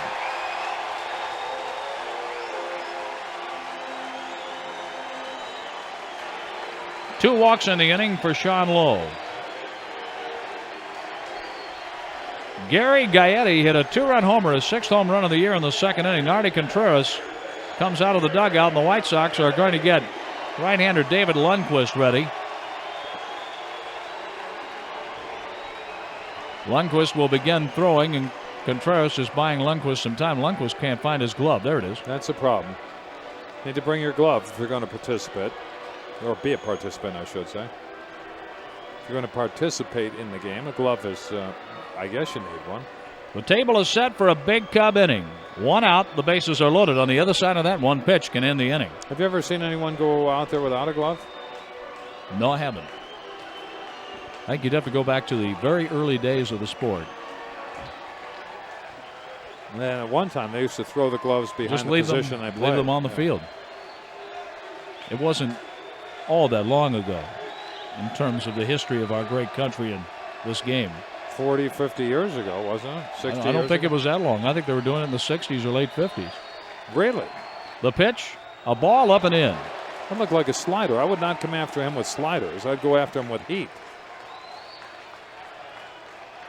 The runners lead all the way around. Sammy Sosa at third, Henry Rodriguez at second, Tyler Houston at first. If it's back to Lowe, he's coming home to Fordyce.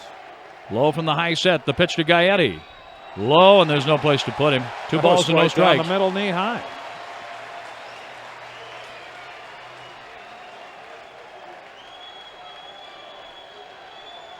Sean Lowe is on the spot right now. Gaetti's looking for something to drive. The pitch to him, a swing, and there's a drive left field. It's going to be caught by Carlos Lee. Comes running in, makes the catch, tagging at third, Sammy Sosa. The throw coming in is cut off by Norton. The Cubs lead 4-2. Lee was going to make that the best throw of his life and got tangled up with his feet, fell down, and didn't make a strong throw. Holding on at second, Henry Rodriguez. Houston at first base. Gaetti has driven in 3 of the 4 Cub runs. Wind blowing in from left field. Gaetti got under it. But Lee got tangled up. Had trouble getting a grip on the ball.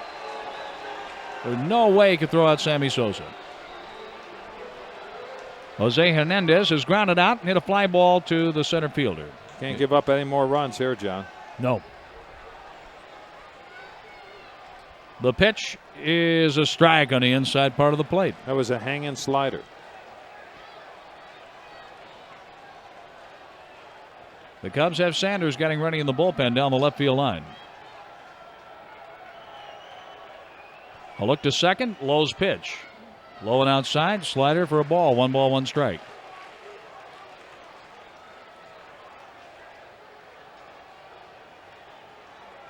Since the rain delay, it's the Cubs 2, the White Sox nothing. Here's the pitch. Taken low.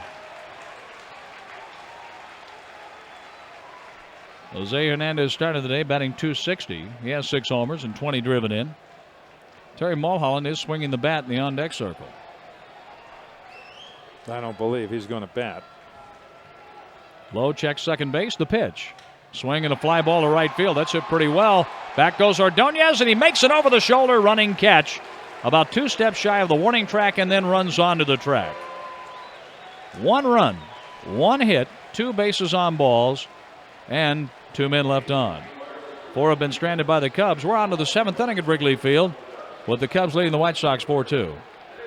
With Ray Durham, Mike Caruso, and Frank Thomas coming up against Mulholland, Ed Farmer will tell you all about it. All right, John, thanks. Mulholland's wind is overhead, and the pitch to Durham, low for ball 1. Durham has had a perfect day. all day. A single in the first, RBI double in the third to get the Sox even, and then a single in the fifth. I said to get the Sox even. He had a single or a double to get the Sox their first run.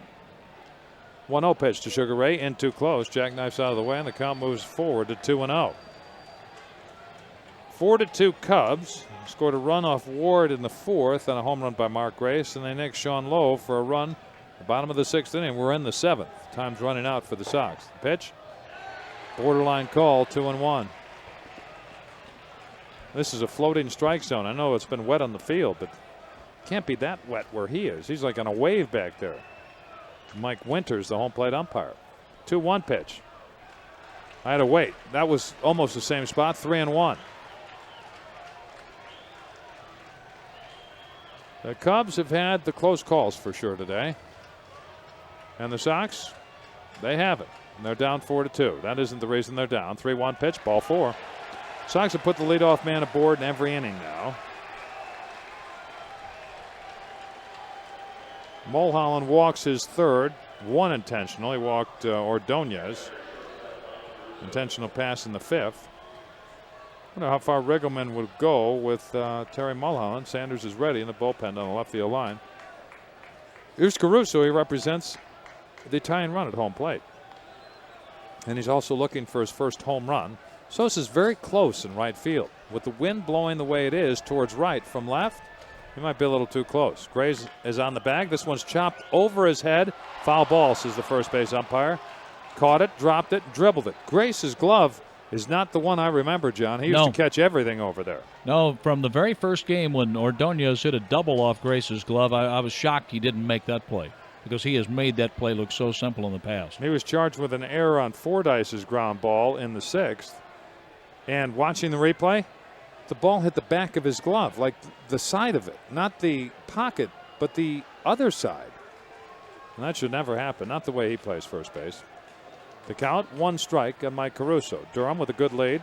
And there's a pickoff play at first, and back safely is Durham. Mulholland actually starts into his delivery, John, and steps off the rubber. That's what he does. That's a balk. That is a balk. He starts into his delivery, and then he steps off and throws to first. That's how he gets going. That's a balk. He does balk. it again. That is a balk.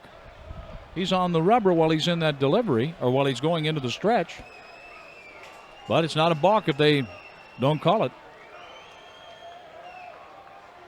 The 0-1 pitch to Caruso. High fly ball to center. Curtis Goodwin started back. Now he comes racing in. Almost to the infield, makes the catch. And then he looks at Durham like, go ahead and try it. He could have run to second and beat Durham. I want to see that look from Curtis as he's chasing one into the ivy in right center. And here's a tying run, Frank Thomas. So Caruso was the tying run. He pops out. Now Thomas, who is 0 for 2, his hitting streak's at 18 and it's on the line. He's hit by a pitch in the first. 347 for the big hurt. Hit his 6th home run of the season yesterday on the Waveland. Do I hear Sheffield today? The pitch to Frank. High and outside for ball one. This is not the time to get caught watching the paint dry at first base with Durham. You don't want to get picked off. 7th inning or later, since April 21st, Thomas is only batting .234. Overall, he's a .300 batter from that spot forward. 1-0 pitch to Thomas. Called strike. The outfield of Rodriguez, Goodwin, and Sosa. They play Thomas to pull ever so slightly. Rodriguez, the left fielder, is not 80 or 90 feet from the line anymore. He's more like 75 or 70. 1-1 pitch to Thomas. Double play ground ball to short. Nope, up the middle for a base hit. Where was Hernandez? Durham turns at second. He'll make third.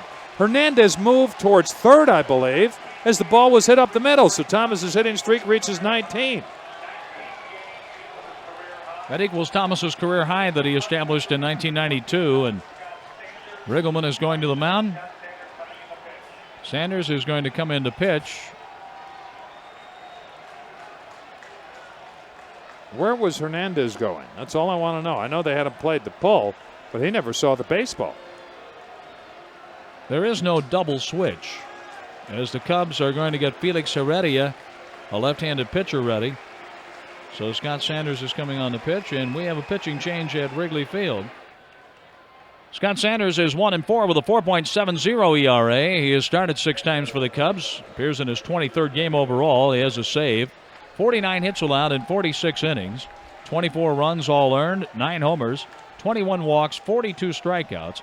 The opponents have hit .275 against him. And the White Sox, they have something going here. They have the go-ahead run at the plate in Maglio Ordonez with Thomas at first and Durham at third. I don't know if Sanders can get out Maglio Ordonez without having a shot hit off him. The pitch to Mags, swung at a breaking pitch for strike one. He whiffed that one. 0-1. Durham's at third, Thomas at first. Thomas's ball was a two-hopper to short. And Jose Hernandez either didn't see it or broke towards third base because he wasn't within 4 feet of catching that as it went into center field for a base hit off the bat of Frank Thomas. Sox are down by a pair here in the 7th. 4-2 Cubs. Look at third. Now a step-off move. No throw over to first. And the White Sox fans are calling balk. A little cool here in the booth behind home plate. Well, that step-off move by Mulholland is borderline balk. Yes, it is. You can go into your stretch and throw over there, but he's deceiving the runner. That's what I'm saying. The 0-1 pitch to Mags in the dirt. Smothered by Tyler Houston, the catcher. Ball and a strike. Sox are in their gray traveling uniforms, tops and trousers. Cubs, home white, pinstripes. Sometimes we see them wearing a blue top. Is that only in spring training? I'm not sure. Yeah. I don't recall him wearing it in the regular season. Sanders has got the same color glove as he does cap. The pitch almost hit him. 2-1. Felix Heredia, as John mentioned, warms in the bullpen in left field. The pitcher spot is up when the Cubs come to bat in the bottom of this inning. Ordonez 1 for 2. A single, a run scored, a walk, and a double play. 2-1 pitch, foot outside, 3-1. I think his slider is so inconsistent, John, that he cannot throw it over in a tight situation, meaning 1-2, 3-2. I think he can get over 3-1. And you have to be cautious at home plate so you don't pull it on the ground to short or third. Thomas has a 2-step lead at first, Durham at third. The pitch, foul to the screen. He had a home run cut, just missed it. That was center cut, and his eyes lit up. They look like two frisbees. The count is 3-2 to Maglio Ordonez. On deck is Carlos Lee. Thomas should not be running from first. Although you could steal a run here from the Cubs, but you're not trying to get one. You're trying to keep this inning going and getting two. By that I mean Thomas could stop running. If the throw goes through, Durham can be at home plate with no problem. 3 balls, 2 strikes. 1 out in the Sox 7th. They're down by 2. Fake to third, no throw to first. He thought he was going. Thomas was leaning towards second base, too. He should not be running. Durham has a green light all the time. Thomas, he rarely sees that green light. Stolen bases, Thomas is 3 for 6. He's got a good lead at first. He's going. The pitch, swing, line drive, left field, base hit. Here comes Durham. Thomas turns at second and puts the brakes on. RBI single for Ordonez. Now it's a 4-3 Cub lead. There's that leadoff walk, partner. Leadoff walk has scored twice now for the White Sox. You go back to when Tapani walked Fordyce in the third. Durham was able to double him in for the first White Sox run. Sanders came back with a 3-2 slider. I didn't think the slider was good enough to get Ordonez on 2-2, but on 3-1, you can throw that slider and get a strike.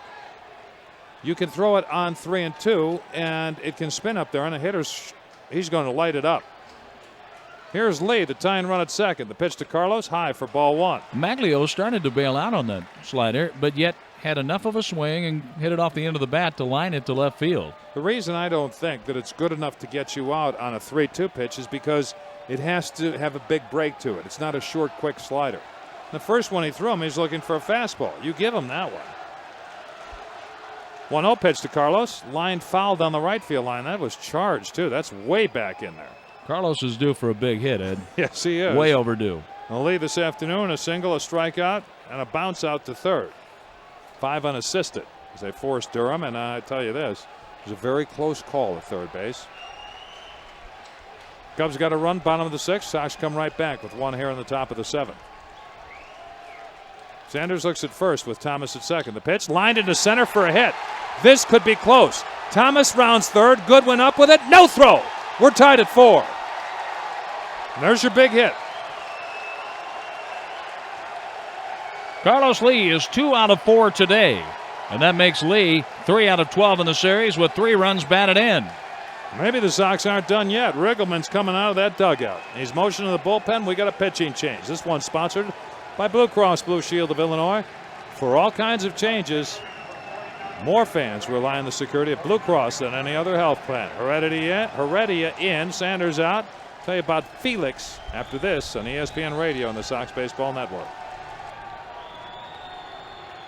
It has been a different game since the rain delay. The White Sox came out. They looked ragged. A home run by Mark Grace may have set the tone, or it may have been a bit stunning for the moment. Yes. And then Brian Ward, who hasn't been on the bases, and there's the effects of the designated hitter. There are some things I like about the DH, but I would like to see it uniform in baseball with the pitchers batting. I do think it's a lot more fun to follow along and to go with your own strategy right along with the manager than just saying, okay, here's the DH. Pitchers of record right now are Sanders and Sean Lowe. Brian Ward, he gave up a run in 2 innings of work and was a home run to Mark Grace, and then got the next 6 out. After a walk, he got the next 6 out.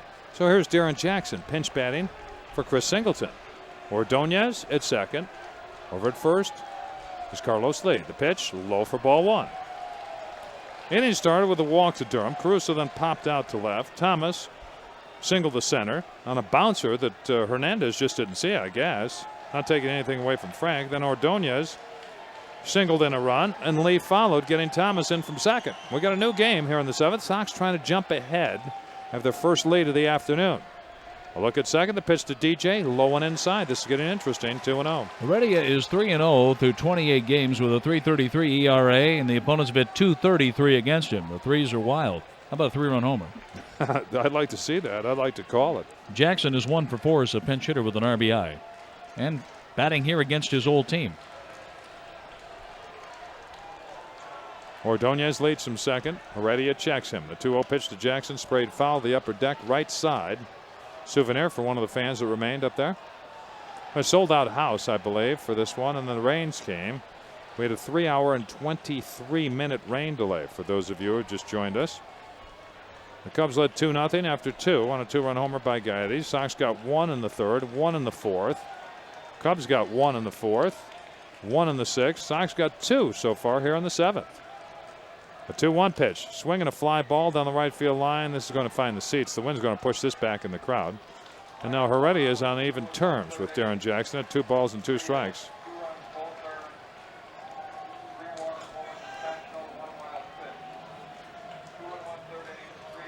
Two and 1/3 innings from Mulholland. 3 hits, 2 runs earned, 3 walks, 1 intentional, and 1 wild pitch. That's for Terry Mulholland. Rick Aguilera warms in the bullpen down the left field line. 2 balls, 2 strikes on Darren Jackson. Runners at first and second, 1 out. The pitch is swinging a fly ball to right field. Sosa started back. Now he comes running in. Easy play for Sammy. Makes the catch. Jackson an easy out. Greg Norton heads for home plate. So Mulholland will not figure in the decision today. He was supposed to be the starting pitcher tomorrow in Milwaukee. The Cubs have moved Kyle Farnsworth into that starting role, and he will take Mulholland's spot. Tuesday is to be determined for the starter by Cub manager Jim Riggleman. It's always a bad one. When you've got a to be determined, it's either a guy out of the bullpen or somebody coming up from AAA. Or maybe that's why he got him out of there after 2 1/3. How about a big hit from Norton? Ordonez on second. Lee over there on first. 2 outs. Norton's 1 for 3 this afternoon. First pitch, low for ball 1. Norty had an RBI single in the 4th. That got the White Sox even. And 2 groundouts before and after that hit. Have to check the outfielders if you're on base right now, especially Lee at first. See if he can stretch one from first to third with a single to right. The pitch to Norton, grounded foul, hit a big swing, grounded a foul down the third baseline off a television camera.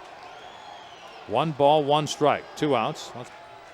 Ed Farmer alongside my partner John Rooney. We're at Wrigley Field this afternoon. Well, tonight now as it moves to 7 o'clock Central Time. Glad you stayed with us. 3-hour and 23-minute rain delay. Nothing's been decided. 4 all in the 7th. 2 outs, runners at first and second. The 1-1 pitch to Norton. Foul to the right side, not a play.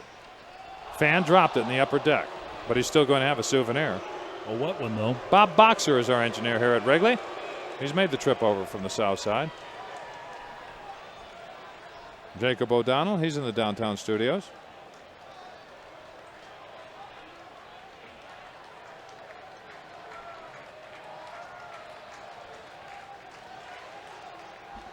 One ball, 2 strikes, 2 out. This is pitch time and go time for Norton. The pitch, line foul. It's getting closer. With Jacob O'Donnell, our producers, Jeff Brusso.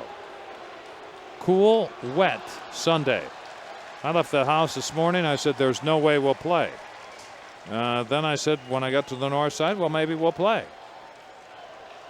After 3.5 innings, though, the rains came, and we had a deluge here, I want to tell you. The outfield was soaking wet. It was flooded in the dugouts. Another 1-2 pitch. A swing and a chopper to the right side. Morandini in the outfield, gloves it, throws to Grace. They got Norton. And the Sox are gone here in the 7th. Not before they pick up 2 runs on 3 hits. There was a walk. The White Sox strand 2. They've left 9. Cub fans get on their feet for the 7th inning stretch. We head to the Cubs half of the 7th. White Sox and Cubs tied at 4. On the line on reliever Sean Lowe, he went 1 inning with 1 hit, a couple of walks, 1 run earned. Didn't strike out anybody and threw a wild pitch and gives way to Bill Seamus. Seamus now on, and the game belongs to Bill Seamus and to the left-hander Felix Heredia. And it is Heredia's spot to lead off the 7th inning, and Manny Alexander is going to bat for him in a brand new ballgame at 4-4, Ed. Darren Jackson batted for Chris Singleton. He moves to center field. So it's Alexander facing Bill Seamus here in the 7th.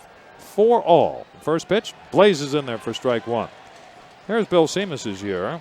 0-2. 24th game, earned an average of 5.96. 0-1 pitch to Alexander, just outside. 1 ball, 1 strike. Seamus has 2 saves this season for the Sox. Pinch hitting, Alexander is 4 out of 7 with 2 runs batted in. That's .571. Now he calls time at home plate. Originally with the Baltimore Orioles. Well, he caused a stir when he was going to be the guy to move Cal Ripken out of the shortstop position. 1-1 pitch, fouled on top of home plate, and rolls right between the catcher's shin guards back to the screen. 1-2.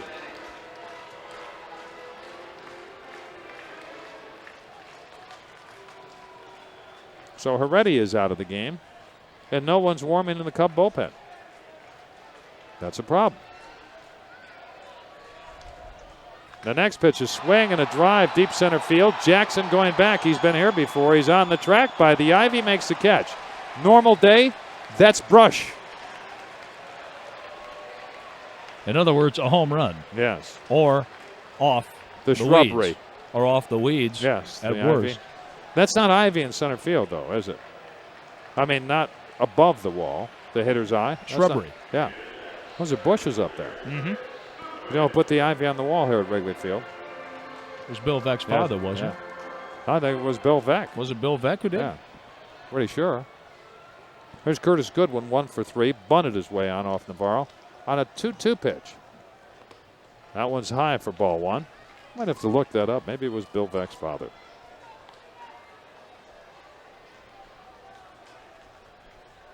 1-0 pitch. Fouled back to the wall behind home plate. This is an unusual park with the idea they have brickwork all the way around the ballpark. Even that ivy hides the brick wall from foul pole to foul pole.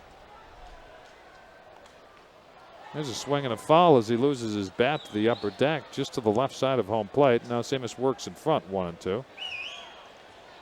This is Bill Veck's father. Did you check with our soothsayer? I checked with the guru, Norman Baer. And he said he was vice president of the Cubs at the time. And he was handing him the little buckets of ivy, was he? Norman probably was. Well, here, put it over there, would you, next to 368? The 1-2 pitch. Swung and a miss, strike 3. Curtis Goodwin starts off Bill Seamus the way he started off Navarro, striking out. 2 outs. Here's Mickey Morandini. First strikeout for Seamus. White Sox have struck out 6. Lowe didn't record a strikeout. Ward did not record a strikeout either. Navarro, he started for the Sox 3 innings, 2 hits, 2 runs, earned a walk, 5 strikeouts, and a Gaetti home run. There's a swing and a little looper to left field. Carlos Lay's going to play it on a hop. Morandini has a little humpback liner single here in the 7th, and here's trouble. Here's Sam Sosa.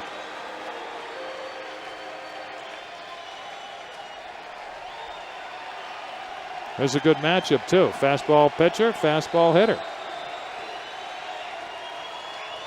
The go-ahead run at first.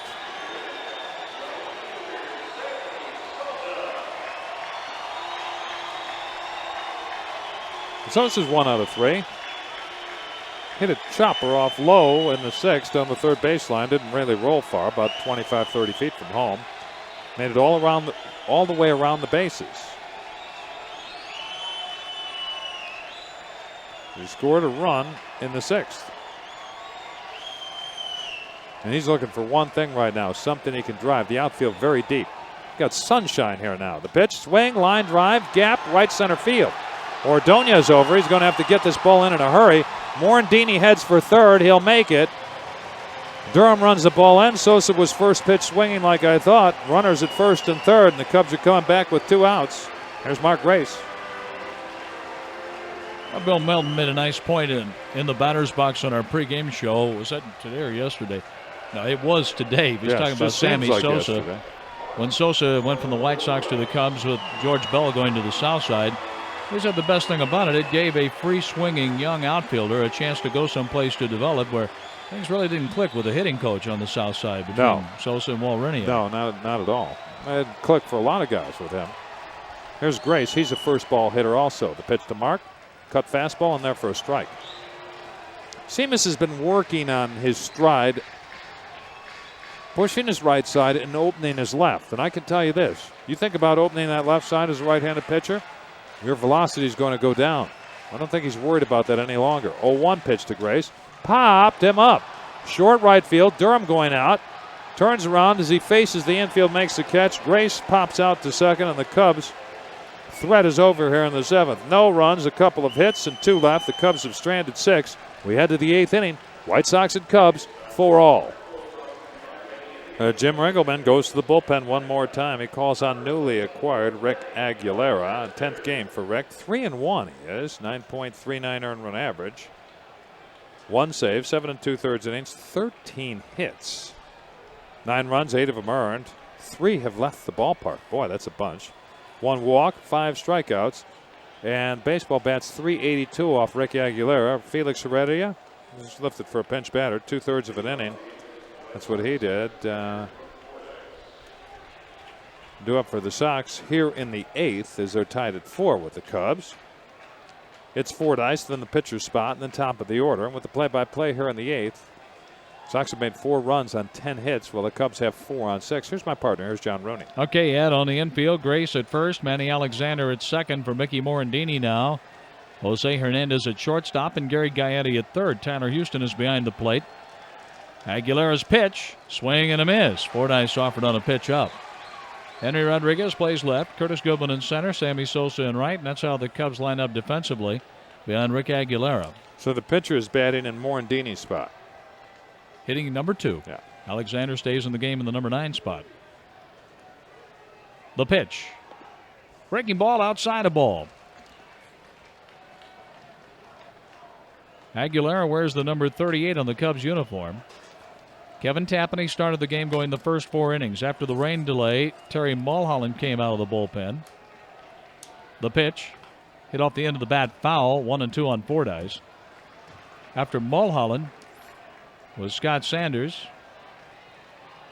Then Sanders was followed by Felix Heredia and Rick Aguilera in the 8th. Mulholland worked into the 7th inning, giving up a walk to Durham. A 1-out hit to Frank Thomas. And then Ordonez and Lee had RBI singles, tying the score. Here's Aguilera from the set. The pitch outside, threw him a slider. 2 balls, 2 strikes. Is that sunshine I see? Yes. I don't believe it. Well, you were using the facility, as I said, the sun's out. Sun shining brightly in center field on Curtis Goodwin. Here's Aguilera with the pitch to Brooke Fordyce. A swing and a tap past the mound. Manny Alexander just into the game. The second baseman makes the play, throwing out Fordyce, 1 down. First time the Sox have not put the leadoff man aboard, and we're in the 8th inning. Jeff Leefer is going to be batting for Bill Seamus. Number 39, Jeff Leefer will bat for Seamus. Leefer. Bill Seamus works an inning, gives up a couple of hits. Leefer, a big deep breath, and this is Jeff's first action in this 3-game series. They'll talk about working him out as a catcher after the season. That's not a bad idea. No, send him to the instructional league. He wants to do it. There's a fastball strike on the outside corner to Leefer. Seamus 1 inning, 2 hits, a strikeout. As a pinch hitter, 1 RBI this season, going 1 for 4 for Leefer. He can reach the fence in right field without a problem. Aguilera working from the stretch with the bases empty, swing and a miss on a splitter down and away. 0-2 on Leefer. And you talk about coming off the bench cold. Yes. Aguilera is still trying to get his feet on the ground for the Cubs. Coming from the Minnesota Twins. Back in the National League, pitched for the New York Mets before Minnesota. And there's a splitter in the dirt, blocked by Houston. 1 ball, 2 strikes. I think it's been the inconsistency of the split finger pitch here. Plus, the National League doesn't know him, so they're looking for heat. And when they don't get heat, get the fastball that is, they're not swinging at the ball that's low. That's the split finger pitch. Here's Aguilera's pitch to Leefer. A swing and a high fly ball left field to play for Henry Rodriguez. The ball was hit against the wind, and Rodriguez makes the catch, 2 outs. That's 4 in a row retired by Cub pitching out of the bullpen. The last 2 outs in the 7th by Felix Heredia, and the first 2 in the 8th by Aguilera. Durham might as well hit a home run. He's done everything else this afternoon.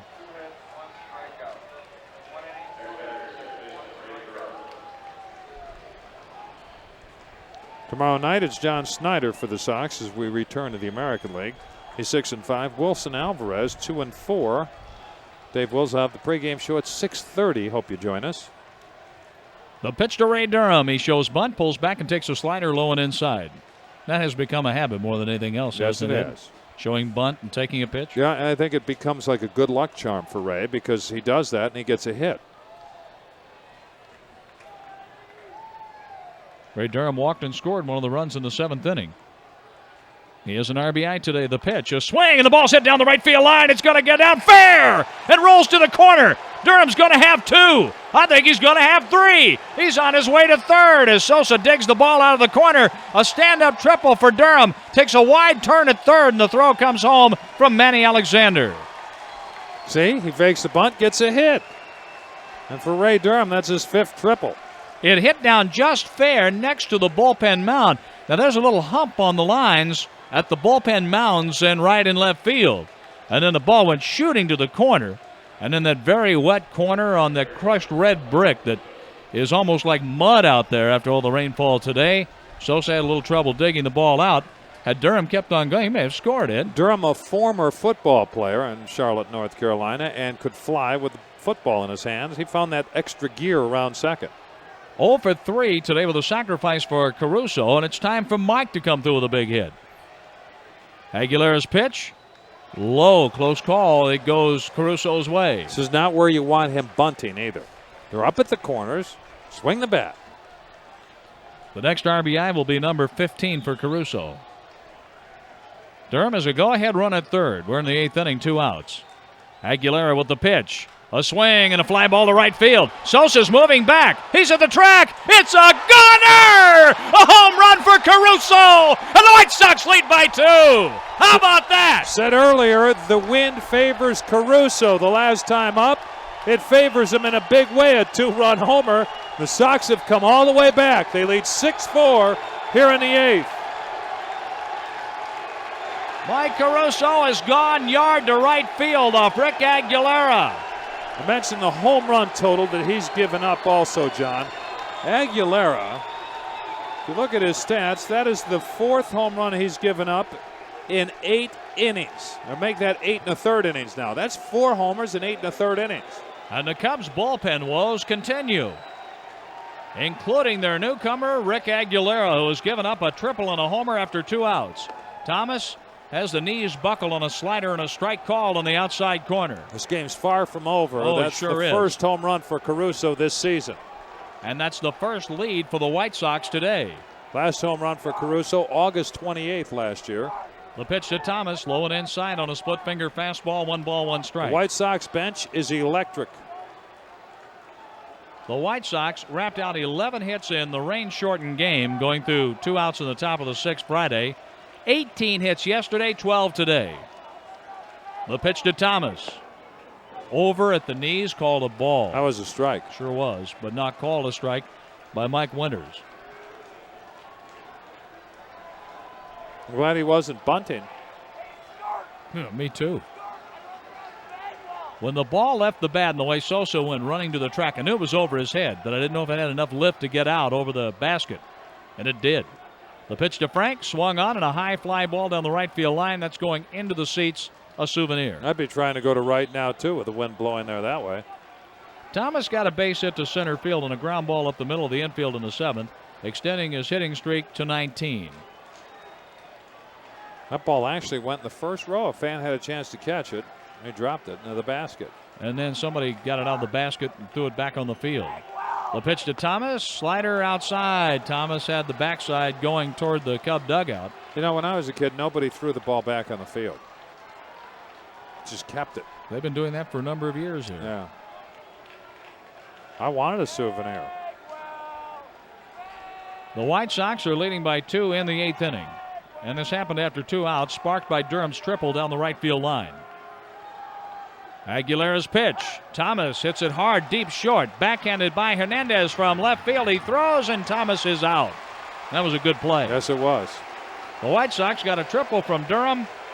A home run from Mike Caruso. 2 runs, 2 hits, and nobody left. On to the bottom of the 8th inning at Wrigley Field. It's been a long day here, but an interesting day. At times a sloppy game. But the White Sox have taken their first lead in the middle of the 8th inning, 6-4 over the Cubs.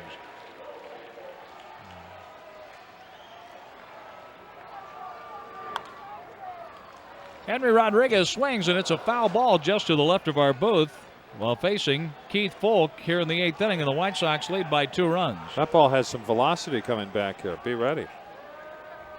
Defensive changes for the Sox. Leifer remains in the game. He'll play left field, and Folk's in the game. He bats in the 5th spot. Foul ball off to the left. That was a jam shot. That tied him up on the inside corner. Henry Rodriguez, Tyler Houston, and Gary Gaetti here in the 8th inning. So it's Leifer in left, Darren Jackson in center, and Manglio Ordonez in right field, and they're playing Henry Rodriguez like a right-handed pull hitter. Rodriguez chokes the bat 2 to 3 inches. The pitch to the power hitter, just off the outside corner. 1 ball, 2 strikes. Gonna call 3rd strikes like pulling bicuspids. Keith Folk worked in the 8th inning yesterday into the 9th. The pitch, a little bit high. 2 balls, 2 strikes. Folk worked an inning and a third, 1 hit, 2 unearned runs, thanks to errors by Durham and Caruso. But Durham and Caruso did their best to help make up for it by their hits in the 8th inning here today. Foul ball back by Rodriguez. The count holds at 2-2. Triple and a home run. That's not bad. Walk, a strikeout, a hit by pitch for Keith Folk. Bob Howery came on and got Mark Grace on a fly ball to rather deep right field. Durham is 1 hit away from the cycle. All he needs is a homer. Say that like it's easy. Here's the 2-2 pitch. Inside off the plate. Full count on Henry Rodriguez, who has walked twice in 3 plate appearances today. And that pitch was inside. Sox fans along the first base side, they wanted a strike. Now the 3-2 pitch to O. Henry. Swing and a miss. He struck him out. And that was a strike. With a home run swing, Henry comes up empty. Tyler Houston is struck out, grounded out. He has been on base with a walk. That fastball was straight as it could be, Ed. His fastball is straight, but it had a little extra on it. What you're counting now is outs. That's what you're doing. Trying to get to the 9th inning for Bob Howery, as the pitcher's spot will be coming up second in the 9th inning. Here's a bunt foul by Tyler Houston. Just to the left of the screen it goes. Fan made a nice catch here off to the left. It'll be Ordonez, the pitcher's spot, and Darren Jackson in the 9th. Here's who's left on the Cub bench. Lance Johnson, Jeff Blauser, Glenn Allen Hill, Benito Santiago, and Sandy Martinez. Falk with the pitch. Tyler Houston takes a palm ball high and outside, a ball and a strike. Palm ball is a pitch that Falk uses for his changeup, something off his fastball with a lot of movement. Where that fastball might be straight, well, the palm ball is anything but. The pitch to Houston. Fastball outside corner. Strike called. Brooke Fordyce put the glove out there, and Folk hit it with a fastball. Using a lot of this Papermate liquid paper, you know. Here's the pitch. Swing and a high pop. Short right field. Out goes Durham, the second baseman, backpedaling in front of Ordonez. Ray makes a two-handed catch, retiring Houston, 2 outs. Well, there have been many changes in this one, and we knew there would be many changes concerning the pitchers because of the 3-hour and 23-minute rain delay. That's all? That's all. A 2-hour, 33-minute delay on Friday. Cub fans are blaming us for bringing the rain to this side of town. The pitch to Gaetti, outside the ball. Well, the Cubs have lost 2 rain-shortened games and had, 3 or 4 other games rained out? Yeah. It's not like they've had perfect weather. We have the market on it. It's not like we're building the clouds over there. Here's a swing and a high fly ball to center field. It belongs to Darren Jackson. The former Cub makes the catch. 3 up, 3 down go the Cubs against Folk. On to the 9th inning at Wrigley Field, with the White Sox leading the Cubs by 2 runs. It's 6-4. The Cubs have a new pitcher here in the 9th. It's right-hander Rod Myers. Myers comes in 3-1. 24th game, 5.47 earned run average. 26 in the 3rd innings, 33 hits, 16 runs earned. 26 innings, given up 6 homers, walking 12, striking out 17. They hit .324 off Rod Myers. So far, the play of the game is Durham's triple, followed by the plays of the game. Durham's triple, followed by Caruso's first home run of the year. Might have to get one of the 2 on the postgame show, maybe both of them. Here's Maglio. Ordonez the batter. They're all singing that song, the Sox fans are. Oh, Maglio on the right side. Well, they're having a good time right now. The pitch. Swing and a tap right back to the pitcher. Myers has it. Throws to Grace. 1 out. 1 pitch, 1 out.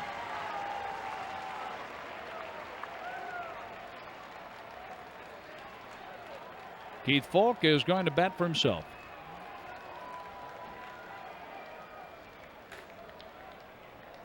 Aguilera gave up the runs with 2 outs. A triple to Durham and the home run by Caruso. Aguilera is on the downside. Bill Seamus on the upside. They're the pitchers of record right now. Keith Folk, he used to bat in the National League while with San Francisco. In the batter's box for the White Sox, and he takes a ball high.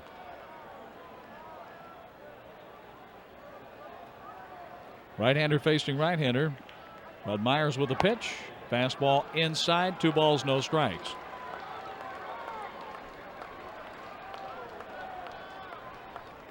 White Sox in Tampa Bay tomorrow night at Comiskey Park at 7:05.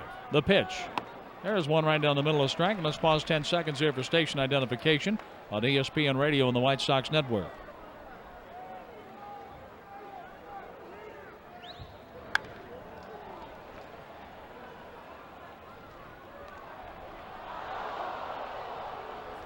With Ed Farmer, I'm John Rooney at Wrigley Field, Chicago. Foul ball out of play by Folk. Been on the north side all weekend. White Sox won the rain-shortened game Friday, won 8-2 yesterday, and lead by 2 today. The pitch. Strike 3 call outside corner. Folk gets the ring up that is, from Mike Winters. Myers has a ground out, now a strikeout to his credit. Here's Darren Jackson, and looking ahead to the bottom of the 9th for the Cubs. Jose Hernandez, Manny Alexander, and Curtis Goodwin. 8, 9, and 1 in the lineup for Jim Riggleman. We'll jump ahead to the bottom of the 9th inning. Here we are, finally in the bottom of the 9th inning. The Cubs are batting, trailing the White Sox 6-4. Jose Hernandez is 0 for 3, and he's facing Keith Folk. Mentioned that Folk pitched in yesterday's game. The pitch is a strike on the outside corner. We're underway in the bottom of the 9th. Folk walked Jose Hernandez with the bases loaded, forcing in a run in the 9th inning when the Cubs scored 2 yesterday. The pitch is swung on, popped him up. Short left center field. Out goes Caruso. In comes Darren Jackson. He's under it. Darren makes the catch, 1 out. Folk has retired 4 in a row out of the bullpen on relief of Bill Seamus. Manny Alexander swinging the weighted bat in the on-deck circle, knocks the mud out of the spikes, and he's making his way to the plate.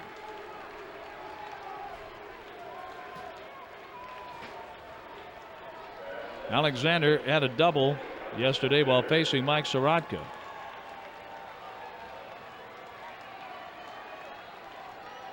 And he reached on an error facing Keith Foulke on a ground ball that went through Ray Durham's legs.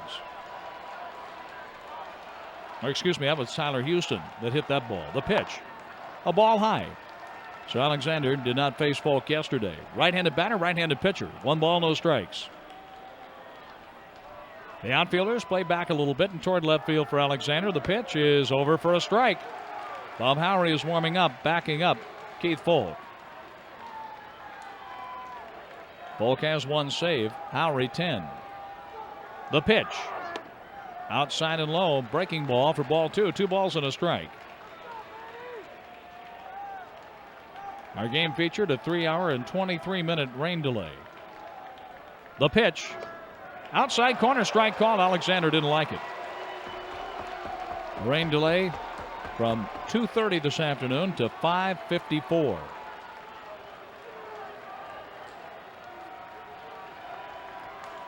The 2-2 pitch, time called. At the plate by Alexander. Foulke steps off the rubber. The two teams played an hour and 5 minutes before the rain delay. Mark Grace gave the Cubs a lead with a home run. Cubs got another run in the 6th. The pitch. Alexander whacks it down the left field line. That's going to be a hit. Over toward the line is Leifer up with the ball. Alexander going for 2. He's in there with a double. A 1-out double for Alexander. This Cub team has been a comeback team, leading the major leagues with wins in the last at bat. Jeff Blauser is going to bat for Curtis Goodwin. Blauser was in the on-deck circle earlier in the game to bat for Mulholland when an inning came to an end.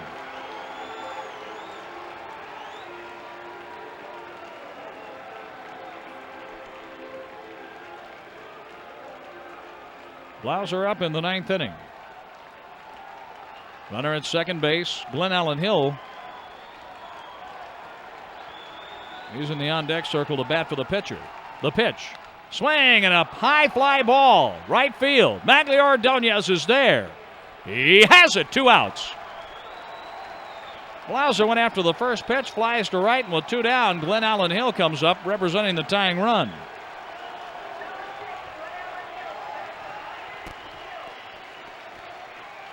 The Cubs are down to their last out.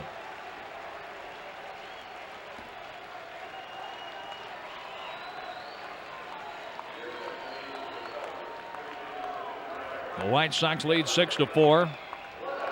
1 inning and a couple of strikeouts for Rod Myers. Struck out Foulke and Jackson. Artie Contreras on the mound. Going over what the White Sox want to do here with Glenn Allen Hill, with Manny Alexander on second base and 2 gone. Keith Foulke is 1 out away from his second save. The particulars on Glenn Allen Hill. He can hit the long ball, that's right. 7 homers, 23 RBIs, a .398 average through 29 games. 2 for 9 as a pinch hitter, 1 pinch hit home run with 2 RBIs.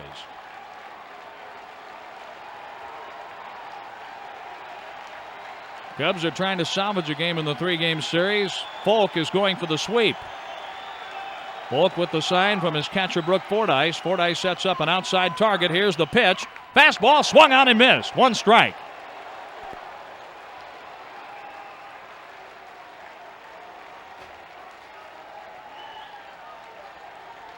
Keith Foulke peering in for the sign while Manny Alexander strays to a lead at second base. The outfielders are deep and toward left field for Glenn Allen Hill, and the wind is blowing in from left to right field. The pitch on the way. Tapped foul over to the Cubs dugout on the third base side. And the Cubs are down to their last strike. 0-2 on pinch hitter Glenn Allen Hill, batting for Rod Myers. Alexander doubled with 1 out. He's at second with 2 outs. Foulke is ready from the high set. The 2-strike pitch, high and outside, a ball and 2 strikes. The Cubs play at Milwaukee tomorrow. The White Sox play at home against Tampa Bay. Snyder against Alvarez. Airtime 6:30 for the pregame, 7:05 at a half price night. The pitch. Fly ball right field. Ordonez moves back. He's at the track. He makes the catch next to the wall for a White Sox winner and a sweep of the Cubs. This ballgame has come to an end on a long fly ball to right field. Kind of like the game ended yesterday. No runs on a hit. One left on. The Cubs stranded 7 today. And it came with 2 outs in the White Sox 8th inning. Ray Durham tripled. Mike Caruso muscled up for his first home run of the year. And the White Sox have swept the Cubs. Final today, 6-4. Dave Wills, I know he's happy. He has a post-game show coming up, including Ed Farmer's dugout interview on ESPN Radio and the White Sox Network.